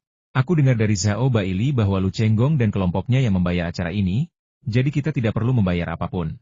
Dia dulu mengejar Qin Yao. Sekarang setelah kamu putus dengan Qin Yao, dia mungkin akan menertawakanmu. Bagaimana kalau kamu menyewa pacar sementara untuk menyelamatkan muka? Pergi dari sini. Apa benar-benar perlu? Li Yunfei belum sampai ke level itu. Li Yunfei menghabiskan sisa setengah botol bir dalam sekali teguk, sambil cegukan berkata, "Baiklah, kita sudah kenyang, ayo kembali tidur."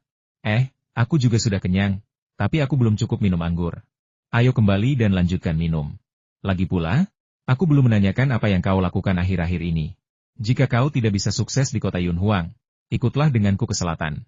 Dengan keahlianmu, kau tidak bisa mendapatkan pekerjaan dengan gaji tahunan 100.000 dimanapun? Li Yunfei membayar makanannya dan menolak tawaran Luo Peng. Tidak, terima kasih. Aku sudah lelah menjadi programmer.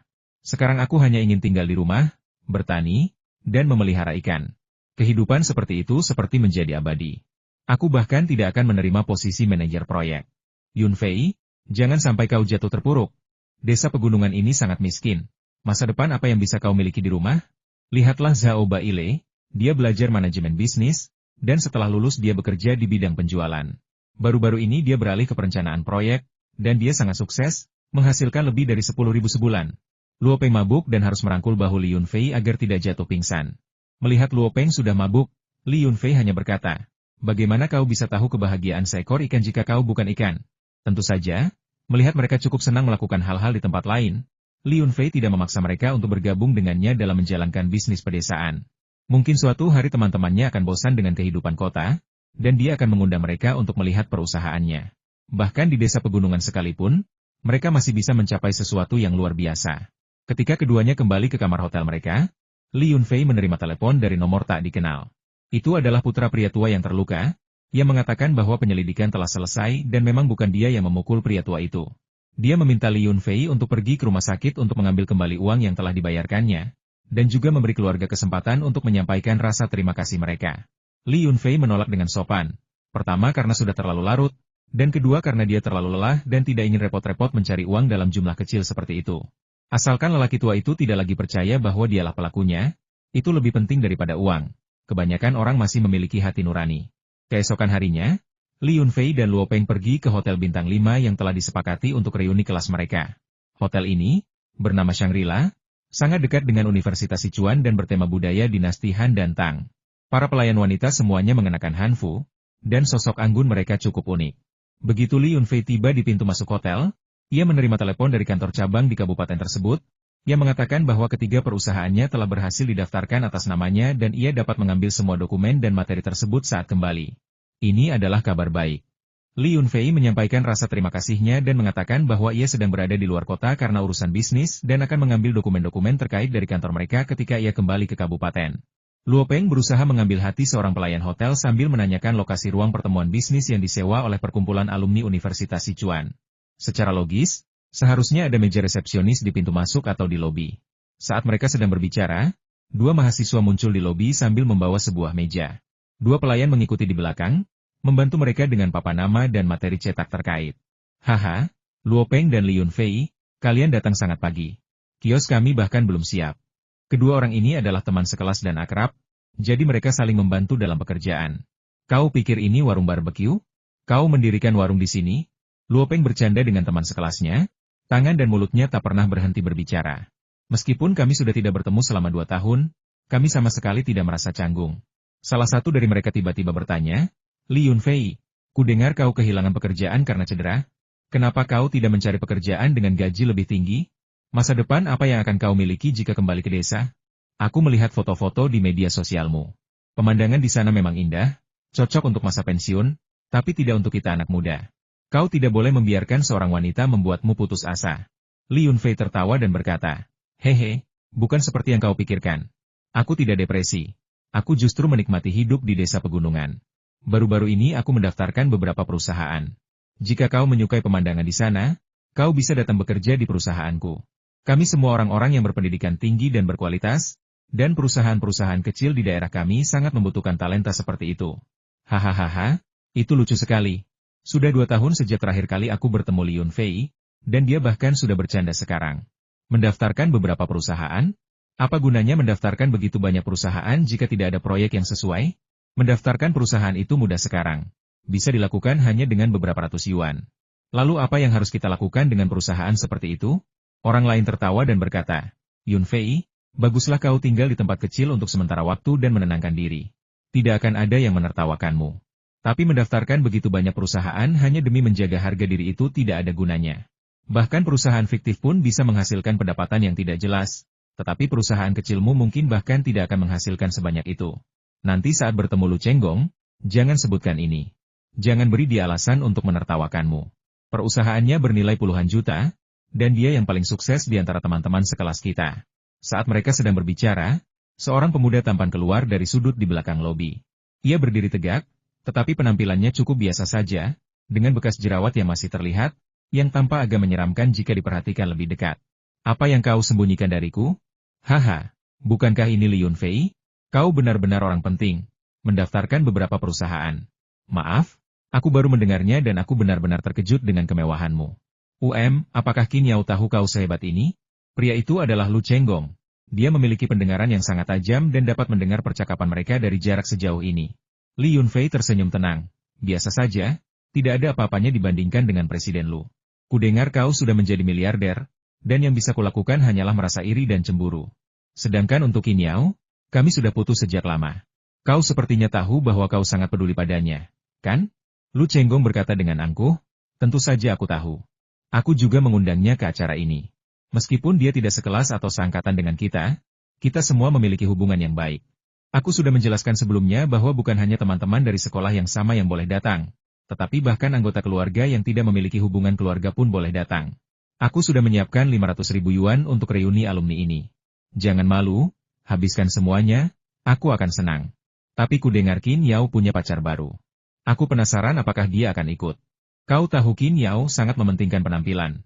Jika seseorang tidak tampan, dia bahkan tidak akan mempertimbangkannya. Li Yunfei tersenyum lembut, tetapi tidak memberi Lu Chenggong kesempatan untuk menunjukkan rasa hormat. Karena pihak lain menggunakan Qin Yao untuk merendahkannya, dia juga tidak akan bersikap sopan. Sambil berkata demikian, ia menghela napas dalam hati. Mengapa putus dengan pacar selalu menimbulkan masalah? Semua orang ini pantas dipukuli, ia harus membalas dendam kepada mereka satu persatu ketika mendapat kesempatan. Wajah Lu Chenggong memang berubah sangat jelek, yang sama saja dengan Li Yunfei secara tidak langsung menyebutnya jelek.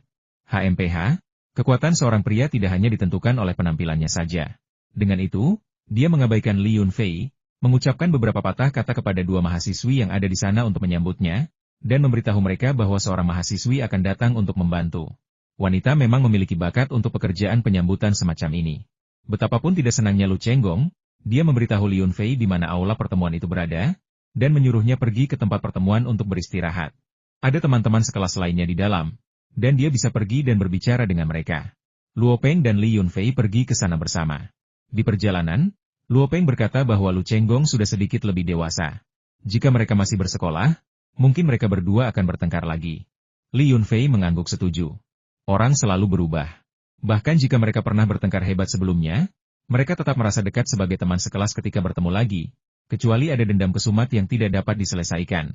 Sesampainya di aula bisnis kecil yang telah ditentukan, saya mendapati tempat itu telah didekorasi dan terdapat papan nama Asosiasi Alumni Universitas Sichuan yang tergantung di sana. Beberapa orang bernyanyi karaoke, sementara yang lain mengobrol dalam kelompok-kelompok kecil.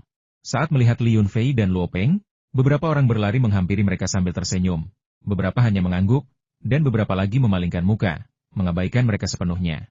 Orang-orang ini sangat dekat dengan Lu Chenggong, dan kudengar mereka sekarang bekerja untuknya. Mantan teman sekelas mereka telah menjadi pemimpin mereka. Aku tidak tahu bagaimana mentalitas mereka telah berubah. Saat teman-teman sekelas tiba untuk reuni, Zhao Baile menelepon dengan sedih, mengatakan bahwa dia benar-benar tidak bisa datang dan meminta Li Yunfei untuk memaafkannya. Kemudian Luo Peng juga menerima telepon darinya, yang mengkonfirmasi bahwa dia benar-benar tidak bisa hadir. Li Yunfei memanggil Hu Dahai, tetapi tidak ada yang menjawab, dan dia tidak tahu apakah Hu Dahai akan datang atau tidak. Dia menyesap minuman itu beberapa kali dan mendapati rasa buatan itu terlalu kuat. Dia lebih suka minum air mata air dari tempat asalnya. Tepat ketika dia hendak mengembalikan minuman itu, dia mendengar beberapa orang tertawa terbahak-bahak di dekatnya, sambil menunjuk ke arah Li Yunfei. Dia sengaja berteriak dengan suara keras, semua orang pasti sudah tahu sekarang, kan? Li Yunfei sudah sukses besar. Dia mendaftarkan beberapa perusahaan sekaligus dan bahkan ingin kita bekerja untuknya. Dia benar-benar mendaftarkan beberapa perusahaan di sebuah desa pegunungan terpencil yang bahkan truk pun tidak bisa masuk. Ketika saya mendengar berita ini, Saya hampir mati tertawa. Melihat mereka tertawa begitu riang dan lepas, Li Yunfei pun ikut tersenyum. Ia benar-benar tidak tahu dari mana rasa superioritas orang-orang ini berasal. Mengesampingkan hal-hal lain, perusahaan produk pertanian dan sampingannya setidaknya menghasilkan puluhan juta pendapatan per tahun, dan perusahaan perlindungan lingkungannya telah menghasilkan sekitar 8 juta dari kesepakatan pertamanya. Adapun perusahaan investasi pariwisata, prospeknya tidak jelas, tetapi Li Yunfei merasa bahwa mungkin perusahaan dengan masa depan yang tidak pasti ini akan menjadi perusahaan yang paling menguntungkan di masa depan. Luo Peng adalah orang yang ramah dan belak-belakan. Ia pertama-tama menghibur Li Yunfei dengan beberapa kata, lalu menegur teman-teman sekelas yang mengejek Li Yunfei, menyuruh mereka diam dan mengatakan bahwa tidak ada yang akan menganggap mereka bisu jika mereka tidak berbicara. Orang-orang itu juga bukan orang yang bisa dianggap remeh, dan adu mulut meningkat hingga hampir terjadi perkelahian. Li Yunfei tidak akan membiarkan Luo Peng mengalami kekalahan. Dengan kecepatan dan kekuatannya saat ini, menghadapi kelompok ini akan sangat mudah. Namun, reuni kelas tidak boleh berubah menjadi perkelahian, terutama dengan banyak teman sekelas perempuan yang menonton. Perkelahian seperti itu tidak pantas. Sial, keributan apa ini? Aku sudah sampai dan ini yang pertama kulihat. Perjalanan ini sepadan. Suara Hudahai tiba-tiba terdengar dari ambang pintu. Dia sudah melihat situasi dengan jelas, dan kilatan amarah muncul di matanya. Dia menunjuk ke sekelompok orang dan berteriak, "Apa yang terjadi? Kalian pikir kalian bisa menindas kami karena tidak banyak orang di asrama kami? Sialan, seharusnya kami memilih asrama 8 orang waktu itu. Kami terlalu kaya dan hanya peduli pada kenyamanan. Kami tidak menyadari bahwa memiliki lebih banyak orang bisa membuat kami terlihat buruk." Melihat bahwa itu adalah Hudahai, kelompok itu menjadi semakin tidak percaya dan mencemooh. "Apa maksudmu kau kaya? Uang apa? Jika sekolah tidak memperhatikan siswa berprestasi saat itu, bagaimana mungkin kau bisa tinggal di kamar untuk 4 orang? Jika kau bilang kau kaya, Lu Chenggong akan menertawakanmu. Tuan Lu sekarang bernilai puluhan juta, dan dia tidak memamerkan kekayaannya. Berani-beraninya kau bilang kau kaya? Hehe, kekayaan bersih puluhan juta, kaya sekali." Seru Hudahai dengan berlebihan, berjalan menghampiri Li Yunfei, menepuk bahunya dan berkata, "Saudaraku membangun villa senilai jutaan tanpa banyak pamer, dan tidak mengatakan dirinya kaya. Dia membeli mobil senilai ratusan ribu dan tidak mengatakan dirinya kaya. Dia memiliki perusahaan produk pertanian ramah lingkungan senilai puluhan juta dan tidak mengatakan dirinya kaya. Lalu apa Lu Chenggong dibandingkan dengan itu?" Merasa semua perhatian tertuju padanya, mulut mereka ternganga tak percaya. Hudahai merasakan rasa pencapaian yang luar biasa. Dia menepuk dadanya dan berkata, "Saya bernilai ratusan juta, tetapi saya tidak pernah mengatakan saya kaya. Itu karena ayah saya yang menghasilkan uang ini sehingga saya malu mengatakannya. Tetapi sekarang ayah saya sakit dan perusahaan konstruksi ini telah diserahkan kepada saya tidak bisa lagi bersikap rendah diri." Li Yunfei merasa malu. Pria ini, dengan penampilannya yang menyedihkan, berani bersikap rendah hati. "Baiklah, kau ingin memamerkan kekayaanmu, bro, aku akan mendukungmu, tapi jangan membongkar rahasiaku."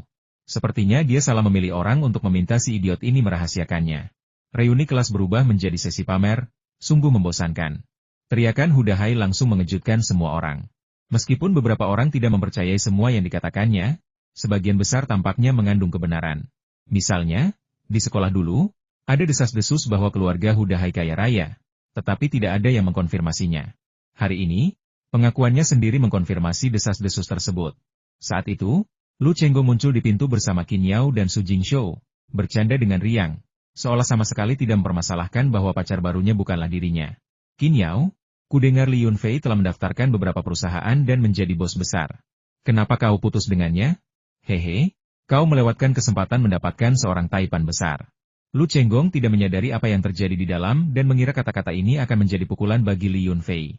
Namun, pacar baru Qin Yao, Su Jingshou, tidak senang mendengar hal itu dan langsung mencibir. "Lelucon ini sama sekali tidak lucu. Dia hanya orang desa yang ingin memulai perusahaan? Aku belum pernah mendengar hal seperti itu sebelumnya. Aku tidak bermaksud menyombongkan diri, tetapi di kota kecil kami, aku bisa membuatnya bangkrut setiap kali dia memulai perusahaan." Li Yunfei diam-diam merasa geli. Apakah si idiot Su Jingshou ini mengira dirinya sekretaris partai kabupaten? Jika sekretaris partai kabupaten benar-benar mengatakan itu, Li Yunfei mungkin akan sedikit khawatir. Tetapi bahkan kata-kata ayahnya pun mungkin tidak berpengaruh. Karena perusahaannya berlokasi di kota itu, maka perusahaan tersebut berada di bawah yurisdiksi Wu Xiaoyu. Sebagian besar pemimpin kabupaten tidak akan berani bertindak terlalu jauh. Jika tidak, Wu Xiaoyu tidak akan tinggal diam. "Su Jingshou, ya? Sebagai putra seorang pejabat, kau memang banyak bicara. Aku tidak memiliki banyak perusahaan, hanya 3 saja. Kau dan ayahmu dipersilakan datang dan menyelidiki setiap hari. Setelah menjelaskan semuanya, Li Yunfei tak lagi menahan diri, menunjukkan kemurahan hati yang besar dan secara terbuka menghadapi semua pihak. Baiklah, kau punya nyali. Hari ini, aku, Su Jingshou, telah mengenalmu. Setelah mengatakan ini, Su Jingshou tidak langsung berpaling. Sebaliknya, dia menenangkan diri dan berdiri di samping Qin Yao tanpa mengucapkan sepatah kata pun. Ekspresi Qin Yao tampak rumit, tetapi wajahnya dipenuhi senyum menawan. Kita semua teman sekelas, mengapa harus membuat suasana tegang begitu bertemu? Yunfei dan aku sudah putus, tetapi kita masih bisa berteman. Lu Chenggo mengundangku ke sini hari ini, dan aku ingin memanfaatkan kesempatan ini untuk menjelaskan semuanya, agar semua orang tidak terus bertanya padaku secara online, sehingga seolah-olah Yunfei dan aku baru saja putus. Qin Yao menarik napas dalam-dalam dan tersenyum kepada semua orang. Tidak peduli seberapa sukses Li Yunfei di masa depan, kami tidak cocok satu sama lain ketika kami putus. Latar belakang keluarga kami terlalu berbeda, dan nilai-nilai hidup kami juga berbeda, sehingga sulit bagi kami untuk tetap bersama. Kami melewati 5 atau 6 tahun pasang surut, yang benar-benar tidak mudah. Sekarang aku bukan gadis kecil lagi, dan sudah waktunya untuk bangun dari mimpiku. Tolong jangan membahas ini lagi. Qin Yao adalah wanita yang cerdas, Li Yunfei selalu berpikir begitu. Mampu berbicara terus terang tentang pergumulan harga diri sungguh berani. Namun, Li Yunfei tidak pernah menyalahkannya, apalagi ibunya. Terkadang, ia bahkan berterima kasih kepada ibunya karena telah membuatnya menyadari sifat asli wanita yang pernah sangat dicintainya. Li Yunfei juga maju untuk menyampaikan pendapatnya. Kau benar. Qin Yao dan aku adalah bagian dari masa lalu. Sekarang dia sudah punya pasangan baru. Semua orang harus fokus pada mereka dan berhenti memikirkan masa lalu kita. Kita sudah tidak bertemu selama 2 tahun, dan pasti ada banyak hal yang ingin kita ceritakan. Mari kita terus mengobrol dan mengenang masa lalu, dan jangan biarkan urusan kita memengaruhi suasana hati kita. Karena kedua pihak yang terlibat tampak sangat acuh tak acuh, yang lain merasa malu untuk memperkeruh keadaan, terutama Lu Chenggong, yang merasa telah melakukan kesalahan. Mengapa hanya ada sedikit reaksi dari mereka yang hadir ketika insiden pendaftaran perusahaan Li Yunfei yang memalukan terungkap? Bahkan tidak ada sedikit pun ejekan. Di mana teman-temannya sendiri? Diliputi keraguan dan kecemasan ini, dia pergi menemui teman-teman sekelas dan bawahannya, yang tampak malu, dan menanyakan alasannya. Dia terkejut ketika mengetahui bahwa perusahaan Li Yunfei sama sekali bukan perusahaan fiktif. Perusahaan itu sebenarnya bernilai puluhan juta, beberapa kali lipat lebih besar dari perusahaannya sendiri.